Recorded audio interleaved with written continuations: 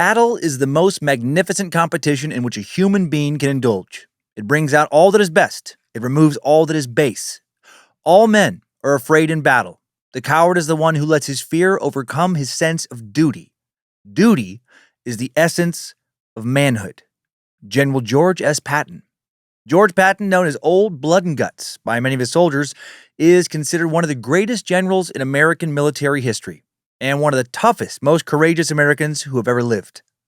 Known for his fiery temper, the loyalty of his soldiers, and his strategic prowess, Patton was critical to the success of the Allies on the Western Front in World War II.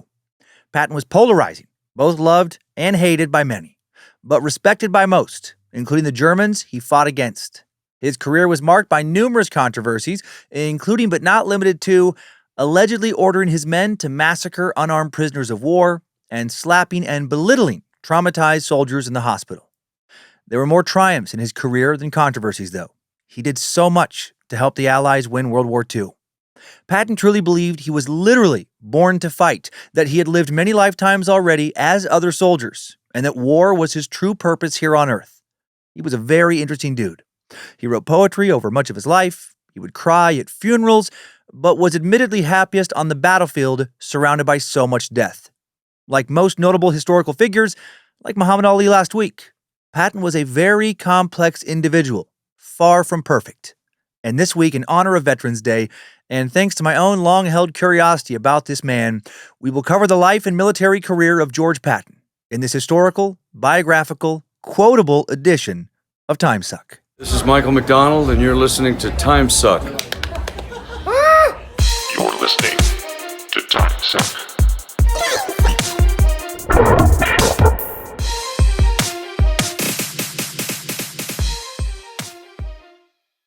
Happy Monday and welcome back to the Cult of the Curious. And happy Veterans Day. And also happy birthday to my wife, Lindsay, the Queen, Veterans Day being her birthday. Love her the most. Hope any veterans listening or active duty enjoy this week's bit of military history. It's fascinating. There was only one George S. Patton. I'm Dan Cummins, the Suckmaster guy who floats like a stone and stings like a dinosaur bone, the heavyweight champion of podcasting in northern Idaho. And you are listening to Timesuck. Hail Nimrod, hail Lucifina, praise be to good boy Bojangles, and glory be to Triple M. No announcements again today, other than again, just happy birthday to Lindsay Lou. And happy Veterans Day to all of you. Saying thank you for your service. It just never feels like enough. And now let's meet someone who maybe loved their service, at least the combat aspect of it, more than any other American before or since.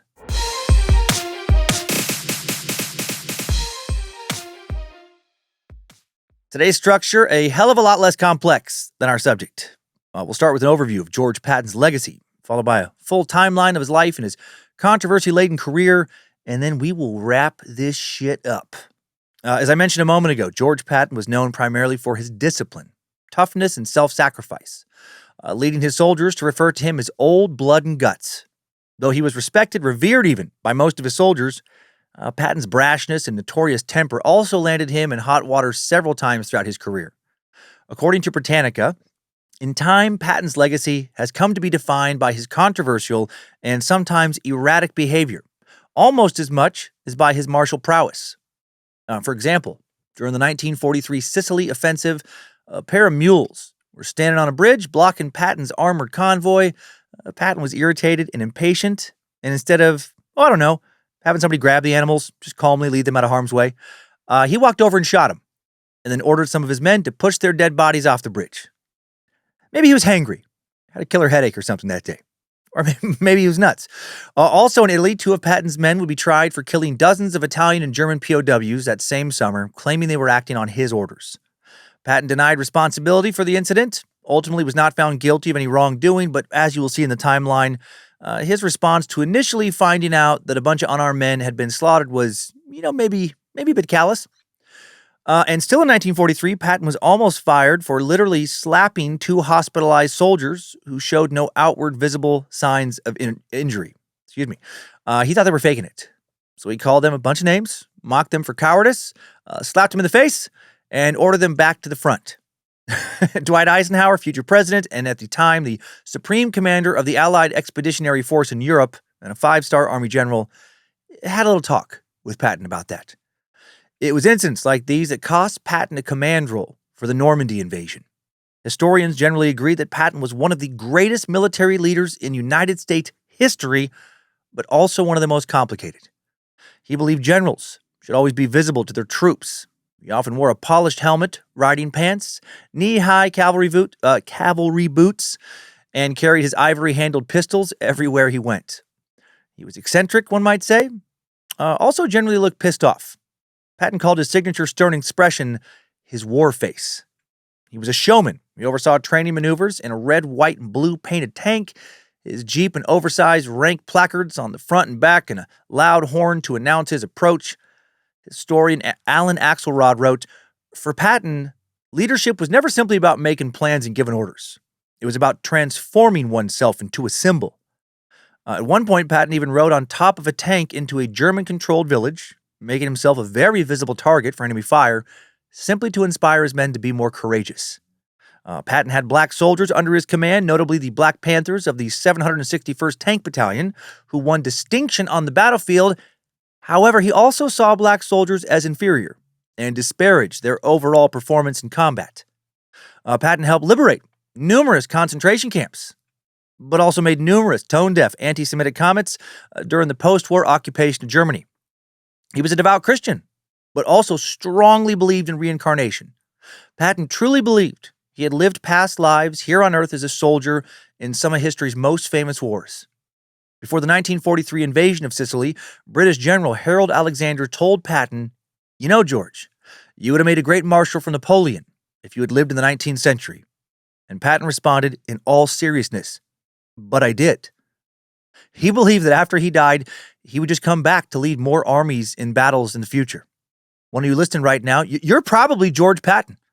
You just need to remember your roots. So think, damn it, think. I hope you enjoy your episode. War was Patton's primary, almost sole purpose, his driving force in life. There was never going to be any other career for him. I'm surprised a guy like that got married and had kids, but he did. Patton once wrote in a letter to his wife, "When I'm not attacking, I get bilious." Uncommon word for cranky. I get cranky. Patton's soldiers mostly enjoyed his profanity-laden speeches. Some really loved them, but many other military leaders considered them wildly unprofessional. Patton was known for being impatient, impulsive, very little tolerance for officers who failed to succeed in his eyes, with very little tolerance for anyone who failed at anything in his eyes. He deeply cared about and respected the men under his command, but he would also not hesitate to correct his soldiers mercilessly for even tiny infractions. Patton admitted some of his faults, saying his honesty was his greatest virtue and greatest weakness. He was no diplomat. President Dwight D. Eisenhower, formerly the Supreme Commander of the Allied Forces, responded that his greatest virtue and his greatest fault were his audacity. On February 1st, 1945, Eisenhower wrote a memo ranking the military capabilities of his subordinate American generals in Europe, and he ranked Patton fourth. In his 1946 review of the book Patton and His Third Army, Eisenhower explained, "George Patton was the most brilliant commander of an army in the open field that our or any other service produced. But his army was part of a whole organization, and his operations part of a great campaign." Eisenhower believed other generals should be given credit for planning the campaigns across Europe, while Patton was a brilliant executor. Patton did not always play well with others. He also didn't like talking about war, strategizing for war nearly as much as fighting in war, as physically being in battle with bullets whizzing past him and bombs falling all around him. He was brave. He was courageous as hell. He may have been legitimately a little bit fucking insane. One of my favorite kinds of people to learn about. Eisenhower wrote after Patton's death, "He was one of those men born to be a soldier, an ideal combat leader. It is no exaggeration to say that Patton's name struck terror in the hearts of the enemy." General Omar Bradley, former commander and close friend of Patton's, described him as colorful but impetuous, full of temper, bluster, inclined to treat the troops and subordinates as morons. He was primarily a showman. The show always seemed to come first. A showman, a warrior poet, just like Muhammad Ali last week in many ways. I imagine that Patton might have despised Ali for being a draft dodger, conscientious objector. I don't think he would have understood Ali's race relations rationale. But also, if the two men could have ever sat down and spoken somehow while both in their primes and were able to see past racial and religious and other differences, I imagine they would have respected the hell out of each other and realized they actually had quite a bit in common. Just fighters. Now let's get into one hell of a timeline. Yeah! Strap on those boots, soldier. We're marching down a Timesuck timeline.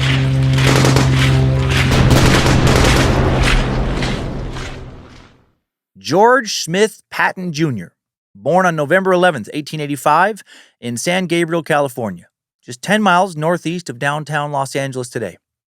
Today, San Gabriel is part of the LA metro area, sprawl, but back in 1885, it actually truly stuck out as a separate community. It wasn't incorporated back then. That wouldn't happen until 1913.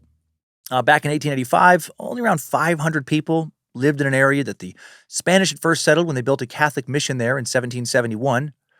And when that mission had been built, the Tongva people, the original inhabitants of the Los Angeles area, had villages around San Gabriel. While today San Gabriel has a large Asian American population, particularly Chinese, when Patton was born, the area was mostly white and Hispanic. It was lively, with 18 saloons, and the local economy was based mostly in agriculture, citrus fruits, grapes and other crops. It was also growing quickly, becoming a bedroom community for Los Angeles connected by train. Patton was born into one of the few wealthy families in the area, the wealthiest, I imagine. They lived on a huge plot of land, and he had a very privileged childhood and as the area essentially gentrified. Dude grew up on a legit estate, a 128-acre estate with the name of Lake Vineyard, land that would later become the heart of the neighboring city of San Marino. Patton's original childhood home was a one-story adobe structure, while his grandparents lived nearby in a lavish two-story home with a wine cellar and a tile roof overlooking a lake surrounded by citrus trees and vineyards. That bigger house would later be torn down, and a new family home would be built by Patton's father in 1910, a big-ass home, 3-story, 8,000-square-foot opulent mansion. Did not expect that.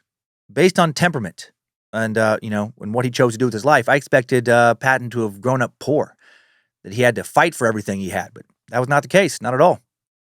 His parents were George S. Patton and Ruth Wilson, the daughter of Benjamin Davis Wilson, who was the second mayor of Los Angeles, the first full-time elected mayor, and a wildly wealthy dude. Over 2 decades before Patton was born, his grandpa had, and his grandpa's his Mount Wilson was named after his grandpa, Mount Wilson above Altadena. He purchased the 14,000-acre Rancho San Pascual, which covered much of what would one day become Pasadena, Alhambra, South Pasadena, Altadena, and San Marino. So much real estate that would later make the family so much money. Ruth's mother was Margaret Hereford, a widow from Virginia. The Patton family had a long military heritage, and young George was actually the third George Patton, but he called himself Junior. The very first George Smith Patton had been a colonel in the Confederate Army. While commanding a brigade at the Battle of Opequon, a Confederate loss that occurred in Winchester, Virginia, on September 19, 1864, he was wounded, captured, and died. George William Patton, our Patton's father, was born in 1856, later changed his name to George Smith Patton in 1868 to honor his father.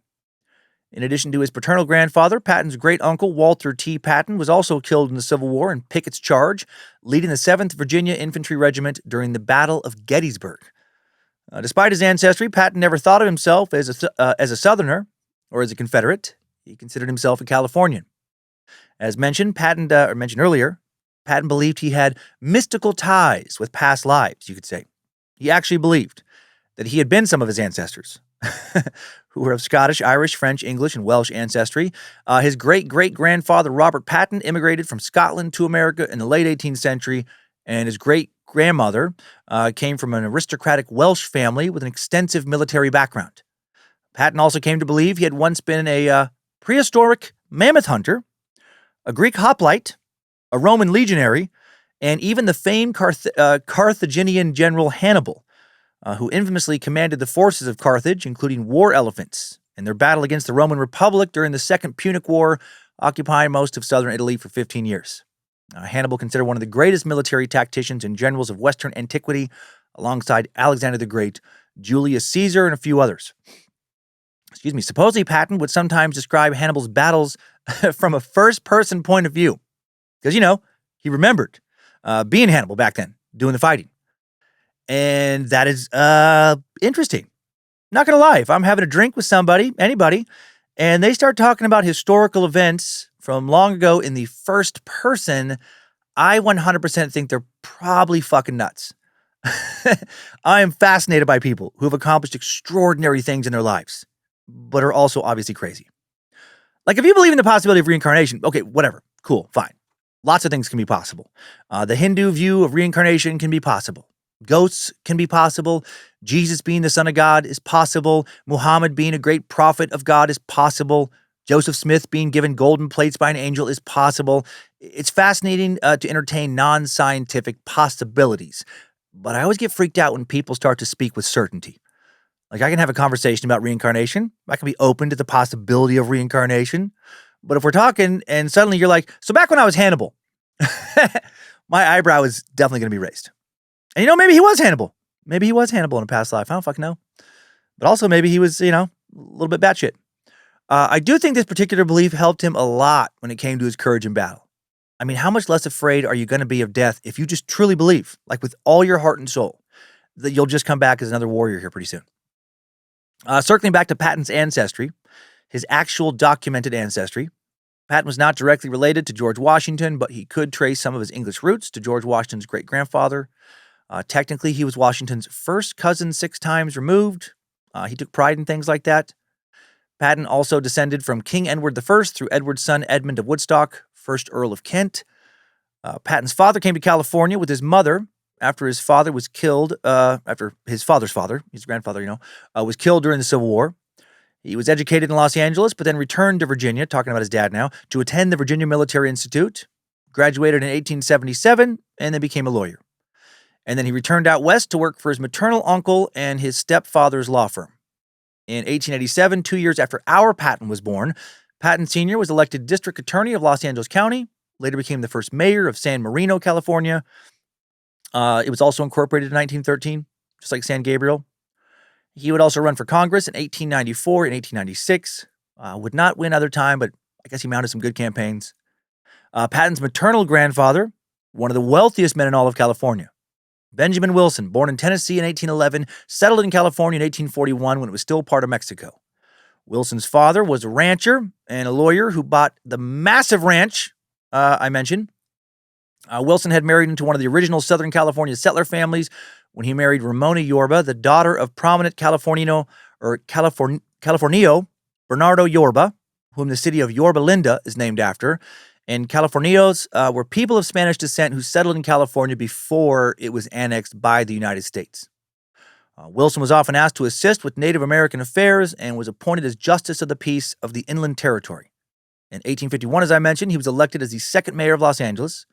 And in 1854, he established his own ranch and winery. By marrying Benjamin Wilson's daughter, the Pattons had now access to that wealth. And the family moved on to Wilson's Lake Vineyard estate that I described earlier.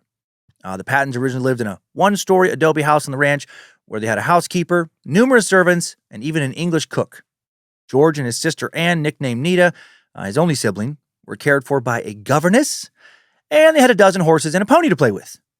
My God. According to Ladislaus Farrago, author of Patton, Ordeal and Triumph, it was an eminently happy and tranquil home. Yet, the shadow of war was always close at hand. Yeah, Patton grew up being constantly regaled with stories about his ancestors' battles in the American Revolution, the Civil War, and he loved these tales. He knew he wanted to be a soldier from a very young age. His father's friend, Professor Frederick Holder, a naturalist, also taught Patton to love nature. He enjoyed spending hours outdoors because he didn't have to go to school, as his father did not believe in formal education for young children.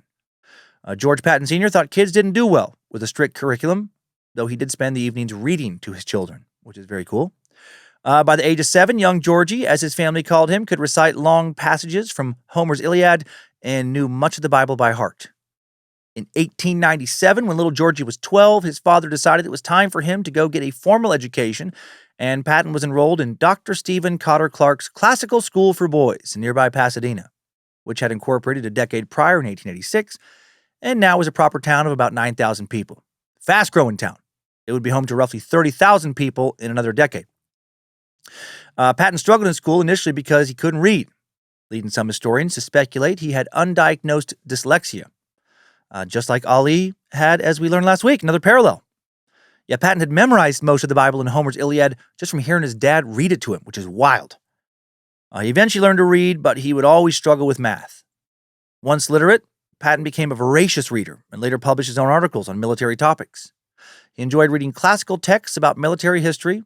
He admired historical figures such as Hannibal, himself. How could he not enjoy remembering what he had done so long ago? He also enjoyed reading about Julius Caesar, Joan of Arc, Napoleon, many others. As written by biographer Ladislaus Farrago, episodes of the past were deposited in Patton's mind like grains of gold in a river, ready to be washed out. After a while, he identified himself with them and adopted them as what he once called his own subconscious memories. Okay, so did he just mix up having an exceptionally good memory with reincarnation? Feels like that's maybe what happened. It's like, yeah, buddy, of course you remember being Hannibal. You read that book about him 40 fucking times, and you have an incredible memory. Feels like it almost happened to me. Yeah, it's because you keep reading it all the time. He was still attending school in Pasadena when he formally decided to become a soldier, and when he also announced his intention to marry Beatrice Ayer, who he'd call B, a local girl almost exactly the same age as him. They were just 2 months apart, and the daughter of Boston industrialist and wealthy businessman Frederick Ayer. When young George fell in love, it had already been decided he would attend the Virginia Military Institute to prepare for West Point. Beatrice Ayer spent the summer of 1902 on beautiful Catalina Island, the old Catalina wine mixer, with her aunt and uncle who lived near the Patton's cottage. Apparently they had a second home on the island, because fuck it, why not? She watched George from a distance, hoped to be friends with him, but it took her a while to gather up the courage to approach him. Ladislaus Farrago wrote, beneath the little girlish, fastidious exterior of daintily dressed, white-gloved B. Ayer was a hard-fisted, tough young woman who could ride as well and as hard and fast as Georgie, and participate with plenty of gusto in all his tough and rough sports. She was not especially pretty, but there was sweetness in her blue eyes and a feminine charm that tempered the tomboy and appealed to Georgie. Pretty is a pretty subjective word. I looked up old pics of her. I think she was very pretty. I think she was a lot prettier than George was handsome. So there you go, fucking Ladislaus. Why don't you fucking cool it on B? Patton literally never dated. Oh my God, words. Patton literally never dated anyone else, and neither did she. However, Patton likely had a wildly inappropriate relationship with someone else while they were married. Oh boy, I'll share that later. Patton and Beatrice had an understanding by the end of that first summer that they would wed at some point down the road, and they corresponded for the next 3 years. Just wrote a bunch of letters. They would actually not see each other again until March 13th, 1905. Patton had to focus on college first. He enrolled in the Virginia Military Institute in 1904. He had also applied to other universities with military corps of cadet programs and had been accepted to Princeton, but he chose VMI, where he was a third-generation legacy student. And it was the preferred choice of his parents. The VMI had been founded in Lexington, Virginia back in 1839.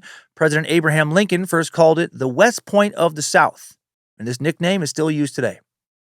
The VMI is much smaller than West Point. In fact, it is currently one of the smallest NCAA Division I schools in the U.S. Its enrollment is only around 1,500, super low for a Division I school. Unlike West Point, VMI cadets are given the option to pursue civilian endeavors or accept an officer's commission in active duty or reserves in one of the 6 branches upon graduation: the Army, Marine Corps, Navy, Air Force, Space Force, and Coast Guard.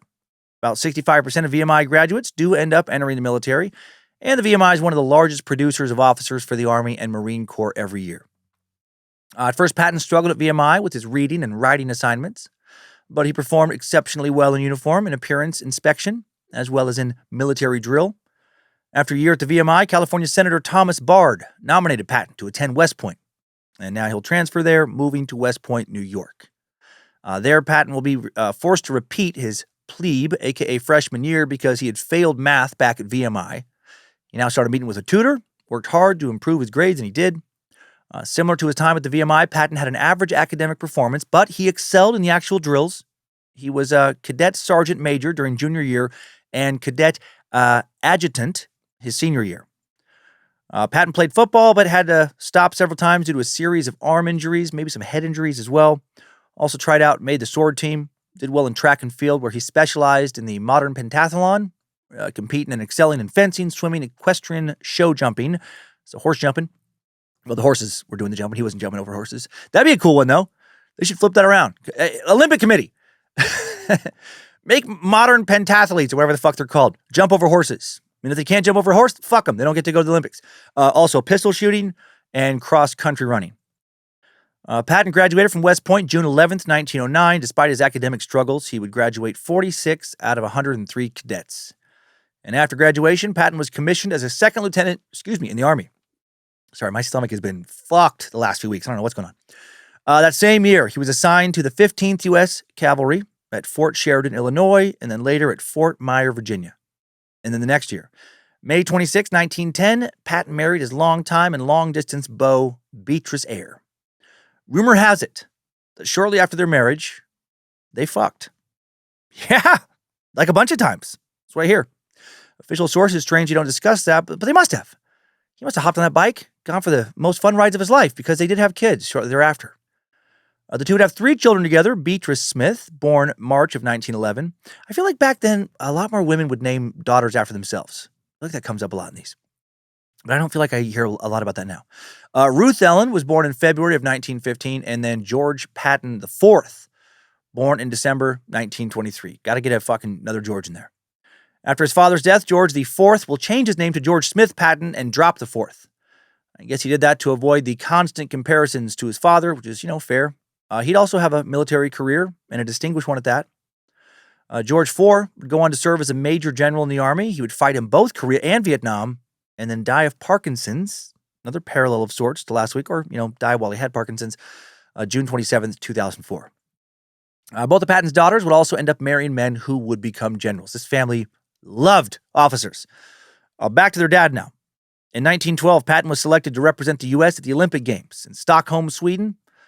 I didn't write Sweden in my notes. I just wrote Stockholm. I'm 99% sure that Stockholm's in Sweden, in the pentathlon. Yet another parallel to last week's episode on Muhammad Ali. Not Stockholm, but the Olympics. He competed against military officers from around the world, placed 5th out of 42 contestants. Of the 5 Olympic events, Patton actually surprisingly did the worst in shooting. I bet that pissed him off.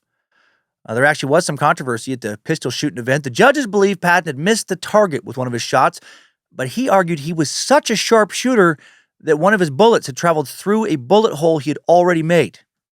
And you know what? Maybe it did. So he was definitely pissed off. He got robbed, possibly. Patton would again be selected for the 1916 Olympic team, but then those games canceled due to World War I. Patton wrote the following about competing in the Olympics. I was confident going into the games that I would win. Perhaps too confident. I knew I had a strong advantage over my opponents, and that I had participated in many other Olympic Games, going back to the very first, when I was a young, well-built, quite brave and handsome Greek hoplite, who both raced and wrestled in Olympia. No, he didn't go all mystic for that quote. He wrote, the high spirit of sportsmanship and generosity manifested throughout speaks volumes of the character of the officers of the present day. There was not a single incident of a protest or any unsportsmanlike quibbling or fighting for points, which I may say marred some of the other civilian competitions at the Olympic Games. Each man did his best and took what fortune sent them like a true soldier. And at the end, we all felt more like good friends and comrades than rivals in a severe competition, yet this spirit of friendship in no manner detracted from the zeal with which all strove for success. After the Olympics, Patton traveled to Saumur, France, to learn fencing from Adjutant Charles Claret, a master of arms, fencing instructor at a cavalry school. He took all aspects of combat very seriously. In 1913, Patton was sent to study at the Mounted Service School in Fort Riley, Kansas, a U.S. Army Cavalry and Light Artillery training institution that existed from 1907 to World War I. A successor to the Cavalry and Light Artillery School, primarily known for instructing enlisted men in mounted tactics. Patton was both a student and an instructor of swordsmanship there. He received the title Master of the Sword. That's a fucking badass title. Master of the Sword! I have the power! By the power of Grayskull! I cut him off there. He was the first Army officer to receive this title.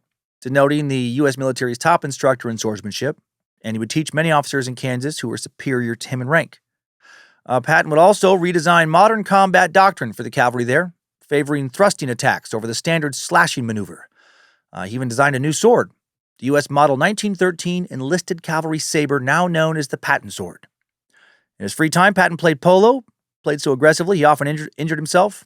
Another biographer, he had several, Martin Blumenson, has suggested that frequent head injuries Patton had during his youth, aggressively playing sports, likely contributed to some erratic behavior in later years, i.e., brain damage. Soon after leaving Fort Riley, Patton saw his first combat. He left in June of 1915, and he'd originally intended to return to the 15th Cavalry, which was heading to the Philippines, but he worried that would be a dead end for his career. So he traveled to Washington, D.C. during his 11 days of leave and convinced some friends in high places, remember his family is wealthy and well-connected, to reassign him to the 8th Cavalry at Fort Bliss, Texas, as he was anticipating that the current instability in Mexico could turn into a civil war. Patton was soon participating in patrols with the 8th Cavalry during along the Mexican border, where he would soon become involved in the hunt for former Timesuck subject Pancho Villa, the focus of episode 95, way back in 2018. Pancho Villa was a famous Mexican revolutionary and guerrilla leader, joined the uprising against Mexican President Porfirio Diaz in 1909, and later became the leader of the División del Norte Cavalry and the governor of Chihuahua. Born Doroteo Arango, he grew up in Rio Grande on his parents' farm. After his father died, he became the head of his household and killed a man who was harassing one of his sisters. And then Villa fled. He was caught. He was imprisoned. But then he escaped. And after he escaped, he became a bandido. While on the run, he joined an uprising against President Porfirio Diaz. And Villa was soon promoted to the rank of colonel because of his fighting and leadership skills. He was a hell of a fighter. 1912, revolutionary Francisco Madero was removed from power. Villa was nearly executed. He returned to Mexico after hiding out in the U.S. for a while and then formed his own military force known as the Division of the North. Villa joined up with revolutionaries to overthrow General Victoriano Huerta, who took power during the Mexican Civil War, but conflicts soon arose. President Woodrow Wilson hated Huerta's regime, gave military support to his challenger, Venustiano Carranza, who won power in 1914. But then Wilson was disappointed with Carranza's leadership, and he now supported Pancho Villa's rebellion. But then the following year, fucking changed his mind. Wilson decided that Carranza had enacted, sufficient democratic reform, so he switches sides again, withdraws support from Pancho Villa. And Villa and his forces respond by retaliating against the U.S. In January of 2000, a couple years ago, Pancho Villa fucking traveled through time and attacked border cities. Don't you remember that? No, January of 1916. Villa and his men kidnapped 18 Americans from a Mexican train and killed them. Then on March 9th, 1916, Pancho Villa and his forces attacked the little border town of Columbus, New Mexico. Villa led approximately 1,500 dudes across the border to Columbus, where they killed 19 people and set most of the town on fire. And that led to President Woodrow Wilson crying his little eyes out, pooping his pants. No, it led to him ordering General John J. Pershing to lead 6,000 soldiers into Mexico on a hunt for Villa, a number that would soon grow to 14,000. The search would last 2 years, would lead to several deadly skirmishes, but they would not capture the elusive and formidable soldier. On March 11th, 1916, 2 days after Pancho Villa's raid on Columbus, Patton made his first entry in his earliest war diary, writing, "I was worried all day for fear the 8th Cavalry would not go to Mexico. After lunch, I saw Captain Moses, who told me the 8th would not go. While some soldiers, I would guess a lot of soldiers, actually might be relieved. Oh, I have to go fight in battle? Oh, phew. Patton always rooting for the chance to fight. Patton was upset when he found out that his unit was not going to participate in the Mexican punitive expedition. So he appealed to Commander John J. Pershing, hoping to join up with him, and he was named his personal aide-de-camp. And then Pershing was quickly impressed by Patton's eagerness and effort. Pershing was one of Patton's first role models, as he favored strong, decisive actions and commanding from the front. Pershing was a mentor to many generals who led the Army in World War II many years later, including Dwight D. Eisenhower, Omar Bradley, Douglas MacArthur. He'll also end up having a personal connection to Patton. In 1917, he'll become engaged to Patton's only sibling, his sister Nita, but their engagement will end because of their long separation during the First World War. Pershing's expeditionary force, with Patton at Pershing's side, crossed into Mexico on March 15th, which Patton documented in his diary. Patton kept diaries for his entire life, which definitely helps when you want to examine that life. Also wrote a lot of letters. As Pershing's aide, Patton oversaw logistics of Pershing's transportation and acted as his personal courier. Patton participated in the first motorized attack in the history of American warfare on May 14th, 1916, in which via Second Command, Julio Cardenas and 2 of his guards were killed. I don't know what I was reading there. He was in charge of 10 soldiers and 2 civilians with the 6th Infantry and 3 Dodge touring cars. They surprised Villa's men. Not clear if Patton personally killed any of them, but he may have. They as a group did kill 3 of Villa's men, and Patton made some early headlines when he ordered their 3 bodies to be tied to the hoods of his unit's cars like fucking trophies, like mounts, before driving them back to base. That's a little hardcore. Patton had used a new ivory-handled Colt 45 in this battle, and afterwards he decided to carry around 2 of them. He wanted a second ivory pistol. Both had his initials engraved into them and became part of his later signature look. Dude was like a gunslinger. You know what? He probably was a gunslinger at one point in his past lives. He probably used to be Bill the Kid. You know, Wild Bill Hickok. Some Bill with pistols. Both Patton and Pershing received widespread media attention for this mission, and Patton was promoted to first lieutenant while part of the 10th Cavalry, May 23, 1916. Patton remained in Mexico until the end of 1916. Pershing's forces, they stayed around the border because the president forbade them from going too deep into Mexico. After he left the expedition, Patton was now sent to Front Royal, Virginia to oversee horse procurement for the Army until Pershing intervened on his behalf, once again brought him into the combat he so craved. The U.S. entered World War I, April of 1917, and General Pershing was made commander of the American Expeditionary Forces. The AEF was a formation of the military on the Western Front, mostly consisting of units from the Army. The AEF was formally established July 5th, 1917 in Chaumont, France. Patton was promoted to captain in May of 1917, left for Europe with 180 men as part of Pershing's advance party. They departed on May 28th and arrived in Liverpool on June 8th. Patton was once again Pershing's aide, oversaw the training of American soldiers in Paris until that September. Patton then moved to Chaumont, was assigned as a post-adjutant. It's a weird fucking word for me. Adjutant, actually is, I guess how it's pronounced. Commanding the headquarters company and overseeing the base. But Patton quickly became dissatisfied with this post. And can you guess why? That's right. No fighting.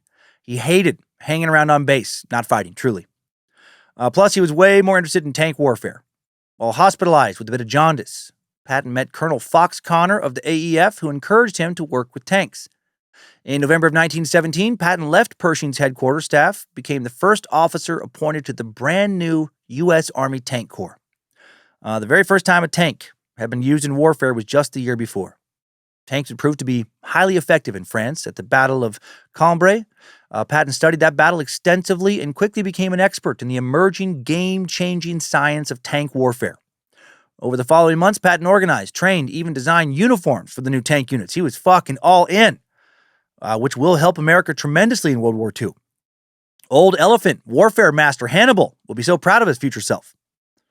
After being promoted to major in January of 1918, Patton will organize the American Tank School and start training American soldiers to use French tanks. Patton received his first 10 tanks, March 23rd, 1918. And because he was one of the few people on Earth with actual tank driving experience, he had to back 7 of those 10 tanks off of the train himself. On April 3rd, 1918, Patton was promoted to lieutenant colonel. Dude was quickly climbing the rankings, and he now attended the Command and General Staff College in Langres.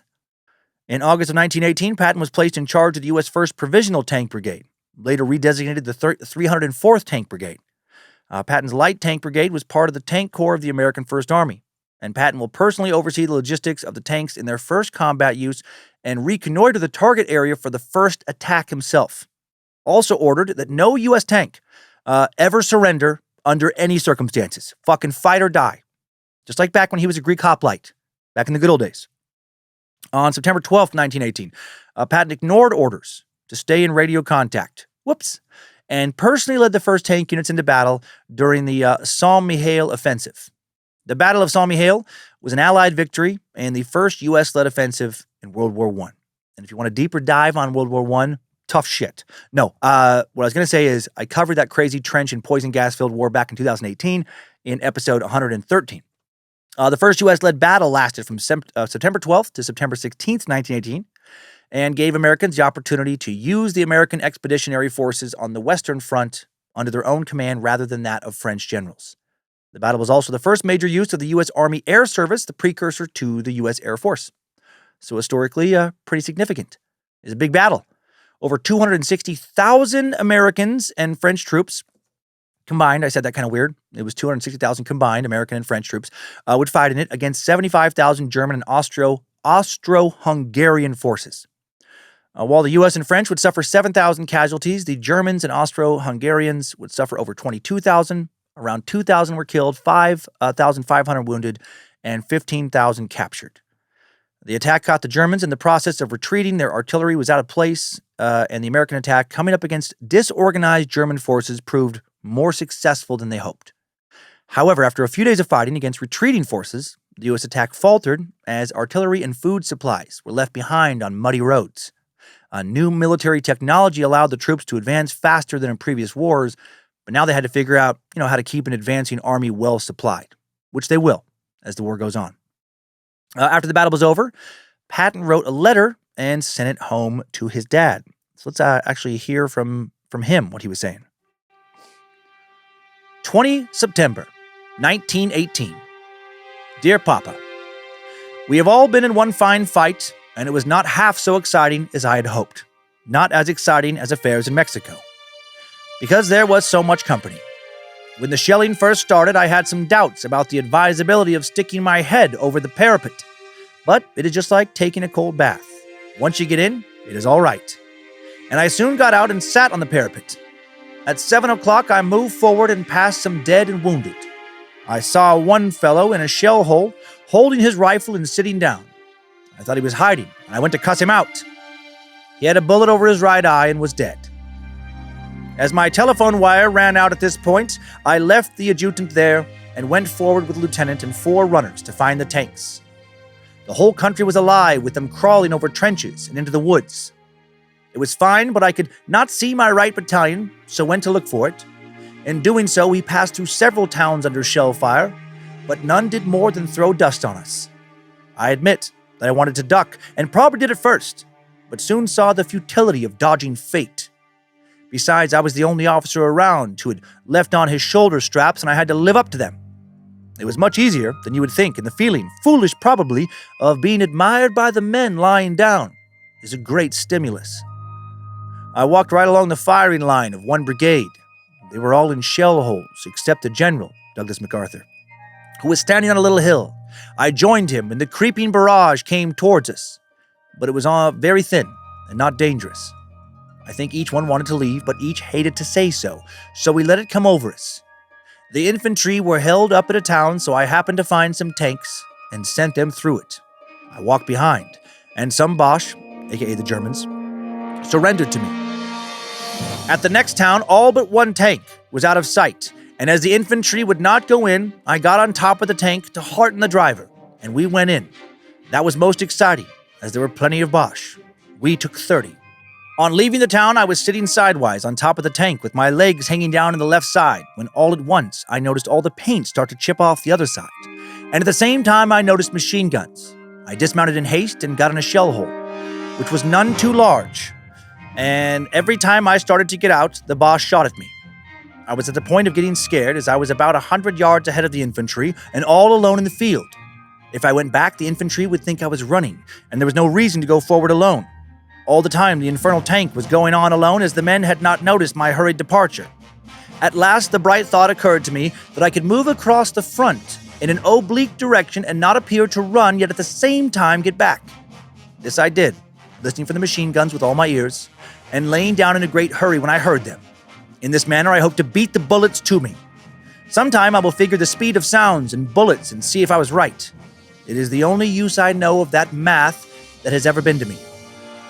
I found the major of the infantry and asked him if he would come on after the tank.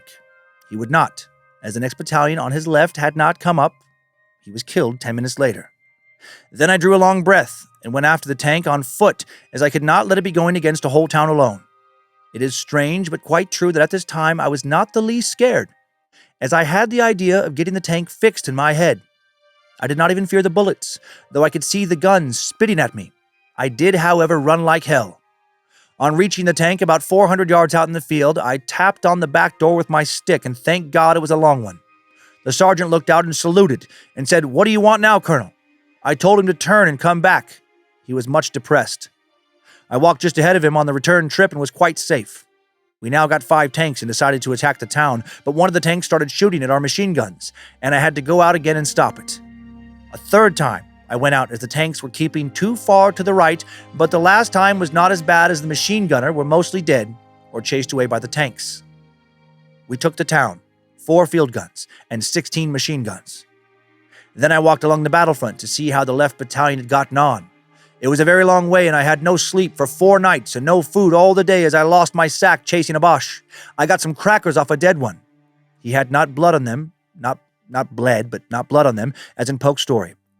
They were very good, but I would have given a lot for a drink of the brandy I had in my sack. The major of the left battalion was crying because he had no more gas. He was very tired and had a bullet through his nose. I comforted him and started home alone to get some gas. It was most interesting over the battlefield, like the books, but much less dramatic. The dead were mostly hit in the head. There were a lot of our men stripping off buttons and other things, but they always covered the face of the dead in a nice way. I saw one very amusing thing, which I would have liked to have had photographed. Right in the middle of a large field where there had never been a trench was a shell hole from a 9.7 gun. The hole was at least 8 feet deep and 15 across. On the edge of it was a dead rat. Not a large, healthy rat, but a small field rat, not over twice the size of a mouse. No wonder the war cost so much. On the 13th, we did nothing, but the 14th, the left battalion, personally conducted by me, went to hunt for the enemy.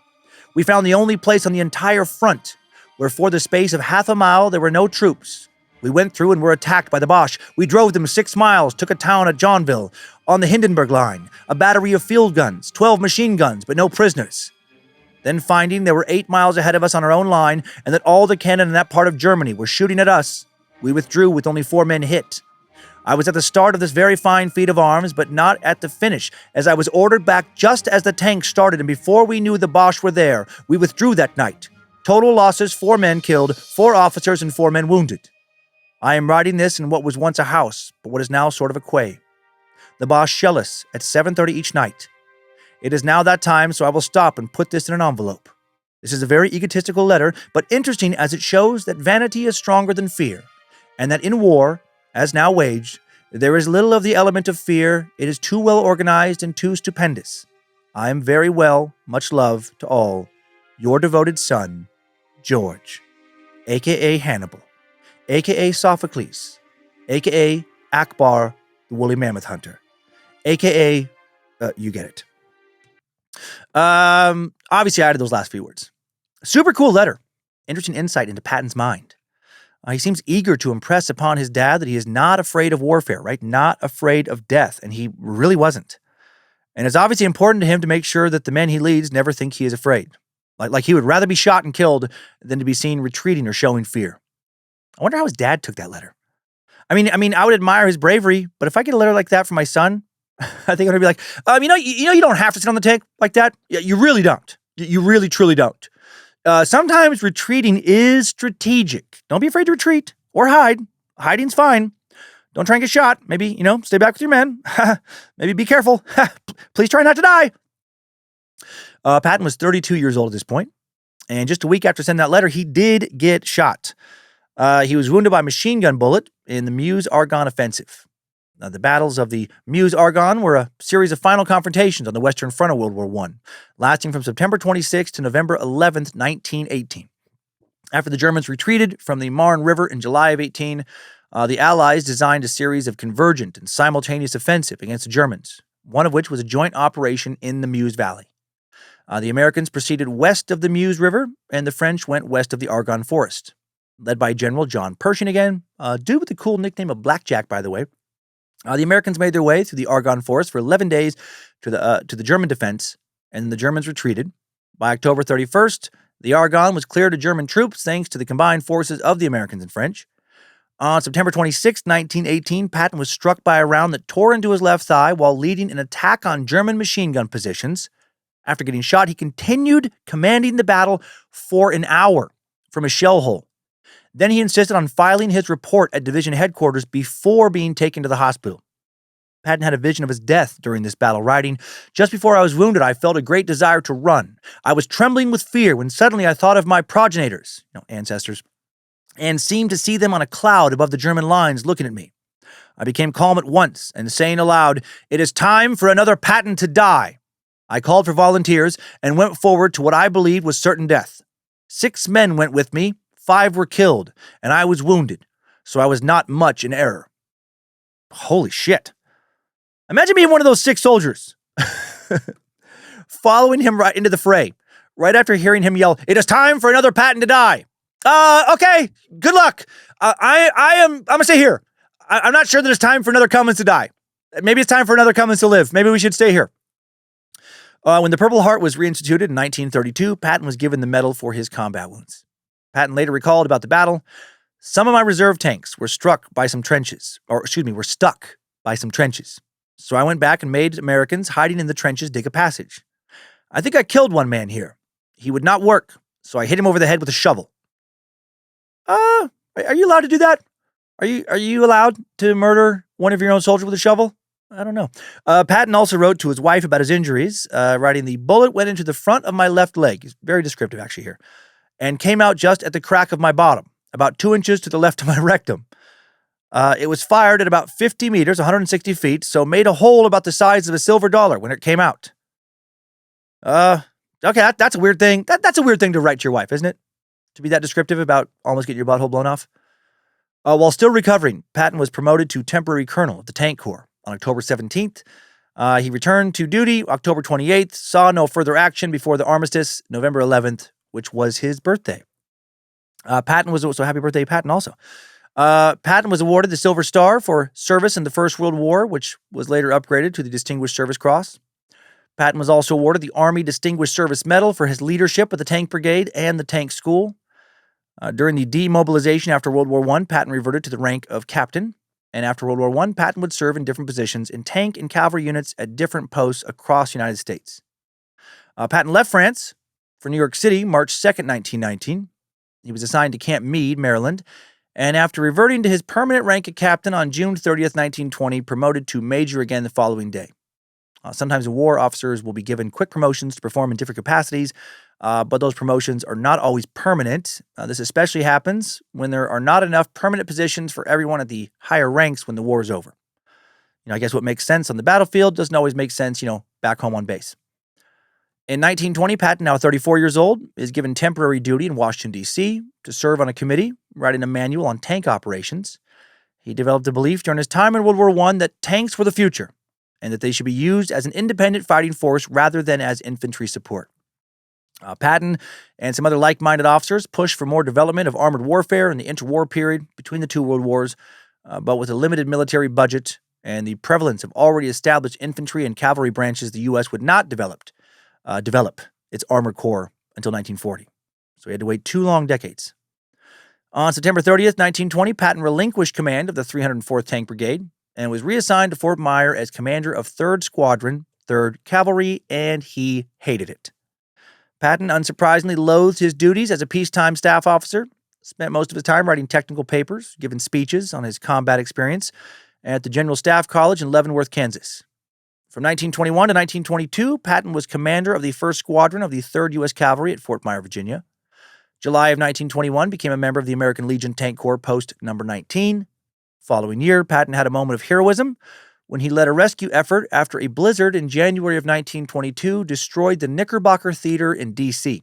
98 people died when they were watching some show when the roof of the theater collapsed. 133 others were injured. Patton arrived at the theater well after some Marines got there. Patton and his men were given the job of dismantling the balcony rubble and removing bodies. The Marines already made many rescues of victims who survived. They were given the accolades in the newspapers the following day. Patton, slightly bitter at only finding about, quote, a dozen corpses, described to his father that the bodies were purple and squished to a dimension of about 4 inches thick. Yeah, it's so fucking graphic. Patton was also reprimanded by his wife, Bee, for being way too fucking graphic in his description of a headless woman pulled from the rubble to their young children. Told her young kids something crazy. Anyway, kids, so we see this woman's body in the rubble. So I looked a lot like your mom, actually, about the same size. Did you save her, Daddy? I thought I was going to, Ruth. I really did. But you know what happened when I grabbed her legs, pulled her out of the rubble, and asked if she was all right? What, Daddy? She didn't say anything. Not a single word. Why, Daddy? Well, because her head was missing, darling. Well, not missing. I found it. It was flat. It was very flat, nearly as flat as a flapjack. A big piece of balcony had not only squished it, this is interesting, it ripped it right off her body. Can you believe that? Her eyes were literally popped out, and they were smashed next to her nose. Never seen anything like it. Her mouth pushed up onto her forehead, and her neck. Oh, wow, her neck. Oh, the veins and the muscles and the blood. Hey, why are you crying? Hey, sweetie, I'm simply answering your question, okay? Hey, B, stop making our kids so soft. From 1922 to mid-1923, Patton returned to Fort Riley, Kansas to attend the field officer's course at the Cavalry School. From 1923 to 1924, Patton served as U.S. Army General Staff in Boston. From mid-1923 to mid-1924, Patton attended the Command and General Staff College and finished 24th out of 248. In August of 1923, Patton saved 3 young boys from drowning when they fell off a yacht during a boating trip in Salem and was awarded the Silver Life-Saving Medal. In March 1925, he's fucking done a lot of shit. Patton was temporarily appointed to the General Staff Corps in Boston before being reassigned to the Hawaiian Division at the Schofield Barracks in Honolulu. Fuck yeah, love Hawaii. 2 years later, May of 1927, Patton was transferred to the office of the Chief of Cavalry in Washington, where he began to develop new concepts for mechanized warfare. However, to his chagrin, Congress removed funding for an experiment to merge infantry, cavalry, and artillery into a combined arms force. From 1928 to 1931, Patton served in the office of the Chief of Cavalry, still very frustrated that he's not fighting, feels like he is wasting his calling. Patton left that office in 1931, returned to Massachusetts, where he attended the Army War College, and then graduated with distinction in June of 1932. July of 1932, Patton was made executive officer of the 3rd Cavalry at Fort Myer in Arlington, which was ordered to move to D.C. by Army Chief of Staff General Douglas MacArthur, another military hero. There, Patton took command of the 600 soldiers in the 3rd Cavalry. On July 28th, MacArthur ordered Patton's troops to advance on protesting veterans, known as the Bonus Army, using tear gas and bayonets. Patton was not happy about this. He was pissed off about that. He thought the veterans' complaints were legitimate. He later said, although he found his orders to be, quote, most distasteful, he thought ending the protest would prevent an insurrection and save lives and property, ultimately. Patton led his 3rd Cavalry down Pennsylvania Avenue and dispersed the protesters. The first military officer to use tanks in Washington, D.C. And I feel like I should share some info about this Bonus Army protest before moving forward. The so-called Bonus Army was a group of roughly 43,000 demonstrators, 17,000 of them World War I veterans, plus their families and affiliated groups, who had gathered in Washington, D.C. in mid-1932 to demand early cash redemption of their service bonus certificates.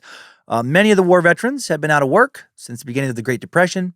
The World War Adjusted Compensation Act of 1924 had awarded them bonuses in the form of certificates they could not redeem until 1945. Each certificate, issued to a qualified veteran soldier, bore a face value equal to the soldier's promised payment with compound interest. The principal demand of the Bonus Army was the immediate cash payment of their certificates. They needed that money now. The practice of wartime military bonuses began back in 1776 as payment for the difference between what a soldier earned and what they could have earned had they not enlisted or been drafted. Before World War I, a U.S. soldier's military service bonus adjusted for rank was a combination of land and money. A Continental Army private received 100 acres and $80 at the war's end, while a major general received 1,100 acres. In 1855, Congress increased the land grant minimum to 160 acres and reduced the eligibility requirements to 14 days of military service or 1 battle. But as the country became more settled, this provision of land eventually became a major political issue, particularly in Tennessee, where almost 40% of arable land had been given to veterans as part of their bonus. By 1860, 73,500,000 acres had been issued, and a lack of available land led to the program's abandonment and replacement with the cash-only system. But then we started fucking over our veterans more and more with each passing decade. Breaking with tradition, the veterans of the Spanish-American War did not receive a bonus, and after World War I, soldiers got $60, equivalent to about $1,300 today. Woohoo! Thanks for eating mustard gas, losing some toes to trench foot, earning a lifetime of shell-shock PSD, motherfucker. Appreciate you winning that war for Europe. Now, God bless. Thank you for your service. Take that $1,300 and go fuck yourself. I hate how this country treats veterans. Do you know how much extra money an American soldier currently gets if they're deployed in an area with hostile fire? $225 a month. That's insulting. But the people who make the weapons of war, who often never place themselves in any danger, they'll make millions. The business of blood.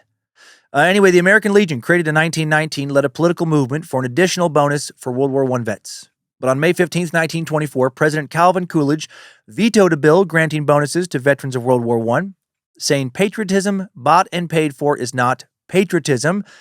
And that was some easy shit to say for Coolidge, who never served. Congress overrode Coolidge's veto of the bonus bill, enacting that World War Adjusted Compensation Act I mentioned earlier. Each veteran was now to receive $1 for each day of domestic service, up to a maximum of $500, and $1.25 for each day of overseas service, for a maximum of $625. Deducted from this was $60 for the $60 they received upon discharge. Amounts of $50 or less were immediately paid, all other amounts issued as certificates of service maturing in 20 years. There were 3,662,374 adjusted service certificates issued with a combined face value of $3.64 billion. Congress established a trust fund to receive 20 annual payments of $112 million that with interest would finance the 1945 disbursement of the $3.6 billion for the veterans. Meanwhile, veterans could borrow up to 22.5% of their certificate's face value from the fund, but in 1931, because of the Great Depression, Congress increased the maximum value of such loans to 50% of the certificate's face value. And then although there was congressional support for the immediate redemption of the full value of the military service certificates, President Hoover and congressmen aligned with him opposed such action and reasoned that the government would have to increase taxes to cover the cost of the payout.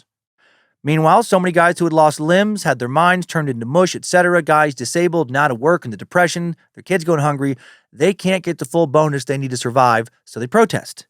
And the country they fought for turns new service members and law enforcement against them. 2 protesters, 2 veterans are shot and killed. Tanks are brought in. The bonus army marchers, many with their wives and children, are forcibly pushed out, their shelters and belongings burned. Very sad state of affairs. Patton was right to despise it. March 1st, 1934.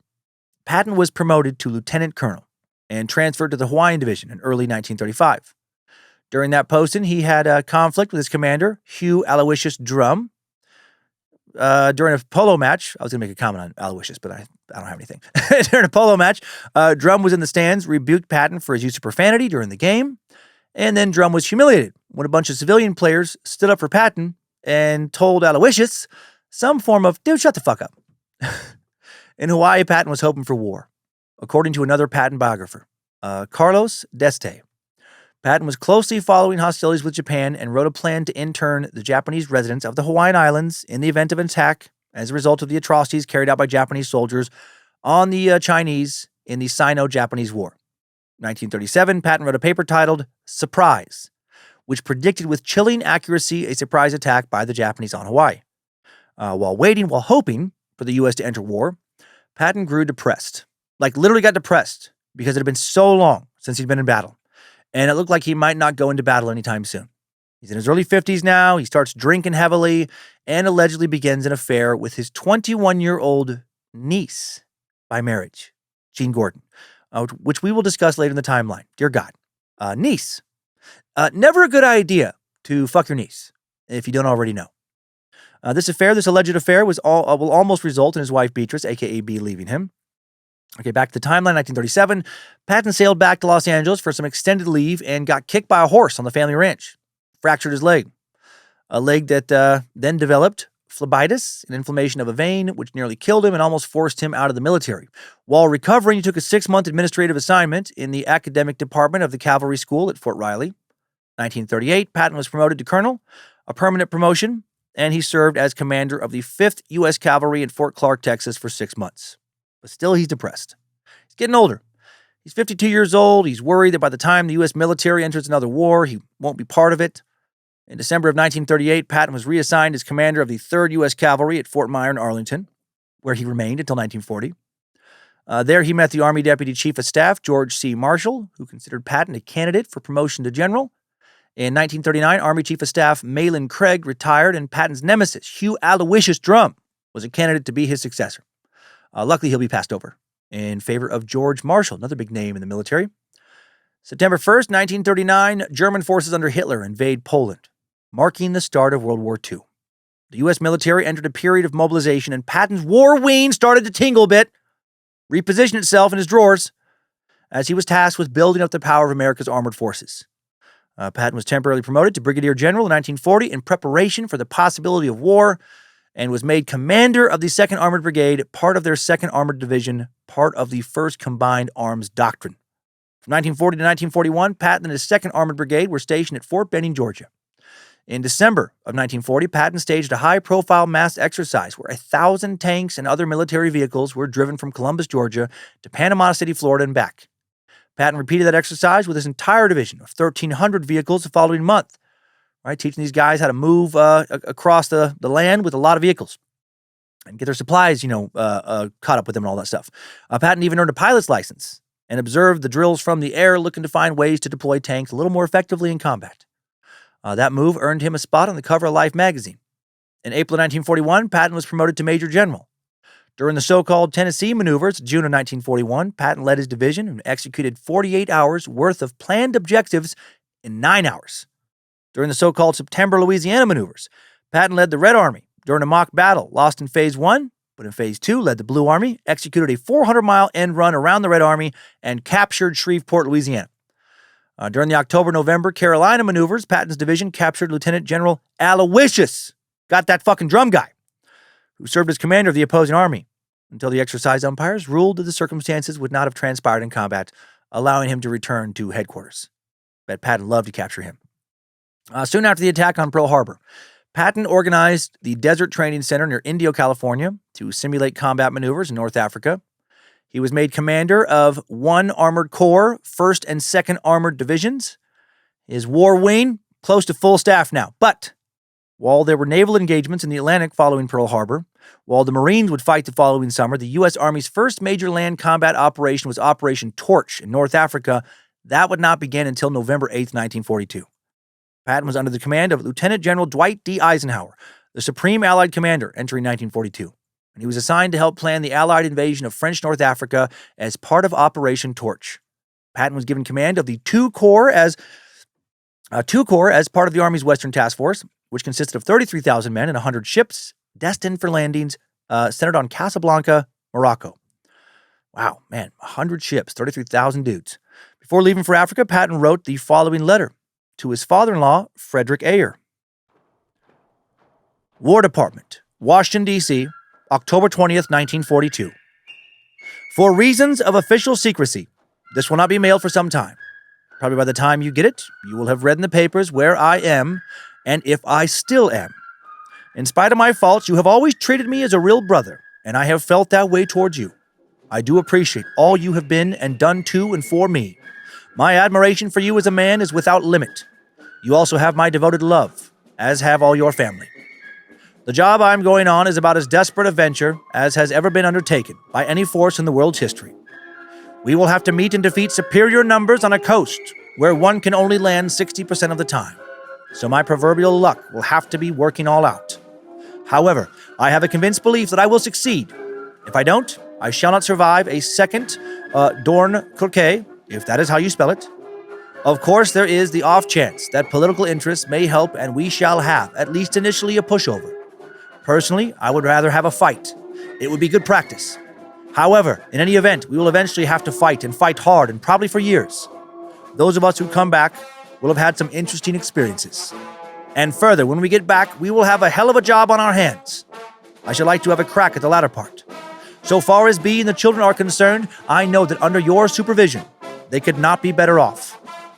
I am enclosing a sealed letter to Bee, which you are only to give her when and if I am definitely reported dead. I expect you to keep it a long time. Letters, even to me, will probably be censored, so avoid political and financial statements you don't want others to read. This all sounds very gloomy, but it is not really so bad. All my life, I have wanted to lead a lot of men in a desperate battle. I am going to do it. And at 56, one can go on with equanimity. There is nothing much one has not done. Thanks to you and B, I have had an exceptionally happy life. Death is as light as a feather. Reputation for valor is as heavy as a mountain. Very affectionately, G.S. Patton, Jr. Damn. Dude was ready to die. Truly. And truly excited to fight in a battle where the odds were stacked against him. The landings Patton worried about took place November 8th. Vichy French forces opposed the landings, but Patton's men pushed through the resistance. Casablanca fell on November 11th, and Patton negotiated an armistice with the French general Charles Nogues. And if you're confused and thinking, wait a minute, I thought the French were on our side in World War II. You're right. They were. Most of them. As the Nazis first began to flex their military might in Europe, a group of French traitors sided with Nazi Germany, formed a new puppet government of sorts, based in the town of Vichy. Too much to get into here thoroughly, but, these guys had started out loosely collaborating, with the Nazis, bending over for them, licking their boots, bending the knee, and then eventually they just became Nazis themselves for all intents and purposes. Before Patton's initial landings on the coast of Morocco, he told his troops, "We shall attack and attack until we are exhausted, and then we shall attack again." Following Patton's victory, the Sultan of Morocco, impressed with Patton, presented him with a military decoration with the citation, "The lions in their dens tremble at his approach." That's badass. Patton also oversaw the conversion of Casablanca into a military port and hosted the Casablanca Conference in January of 1943. On March 6th of that year, after the defeat of the U.S. II Corps by the German Afrika Corps in the Battle of Kasserine Pass, where Allied forces took on 10,000 casualties, including 3,300 U.S. soldiers killed or wounded, another 3,000 taken captive, where the U.S. lost 183 tanks compared to destroying just 20. Patton replaced Major General Lloyd Friedenhall as commanding general of the II Corps and was promoted to lieutenant general. The Allies were up against Erwin Rommel, the German field marshal who commanded the Afrika Corps, dude given the nickname of the Desert Fox for his shrewd military leadership in North Africa during World War II. Dude was a tactical genius. Very, very formidable foe. Major General Omar Bradley was reassigned to Patton's II Corps as its deputy commander, and Patton was ordered to get a bunch of demoralized soldiers ready for action against a foe they did not think they could defeat in just 10 days. They desperately needed to win. U.S. military commanders were very concerned that U.S. troops were too green. They could not defeat battle-hardened Germans. Patton ordered everyone to wear clean, pressed uniforms, established a rigorous schedule, and he required strict adherence to military protocol. He also wrote a letter, this one to his troops, distributed to his troops. All of us have been in battle, but due to circumstances beyond the control of anyone, we have, heretofore, fought separately. In our next battle we shall, for the first time on this continent, have many thousands of Americans united in one command. In union, there is strength.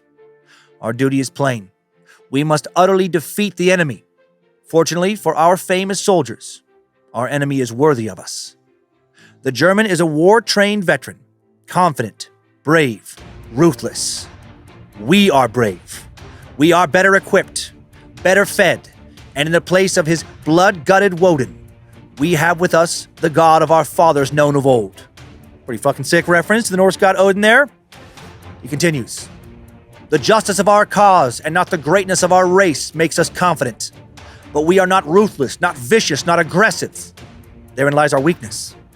Children of a free and sheltered people who have lived a generous life, we have not the pugnacious disposition of those oppressed beasts, our enemies, who must fight or starve. Our bravery is too negative. We talk too much of sacrifice, of the glory of dying that freedom may live. Of course, we are willing to die, but that is not enough.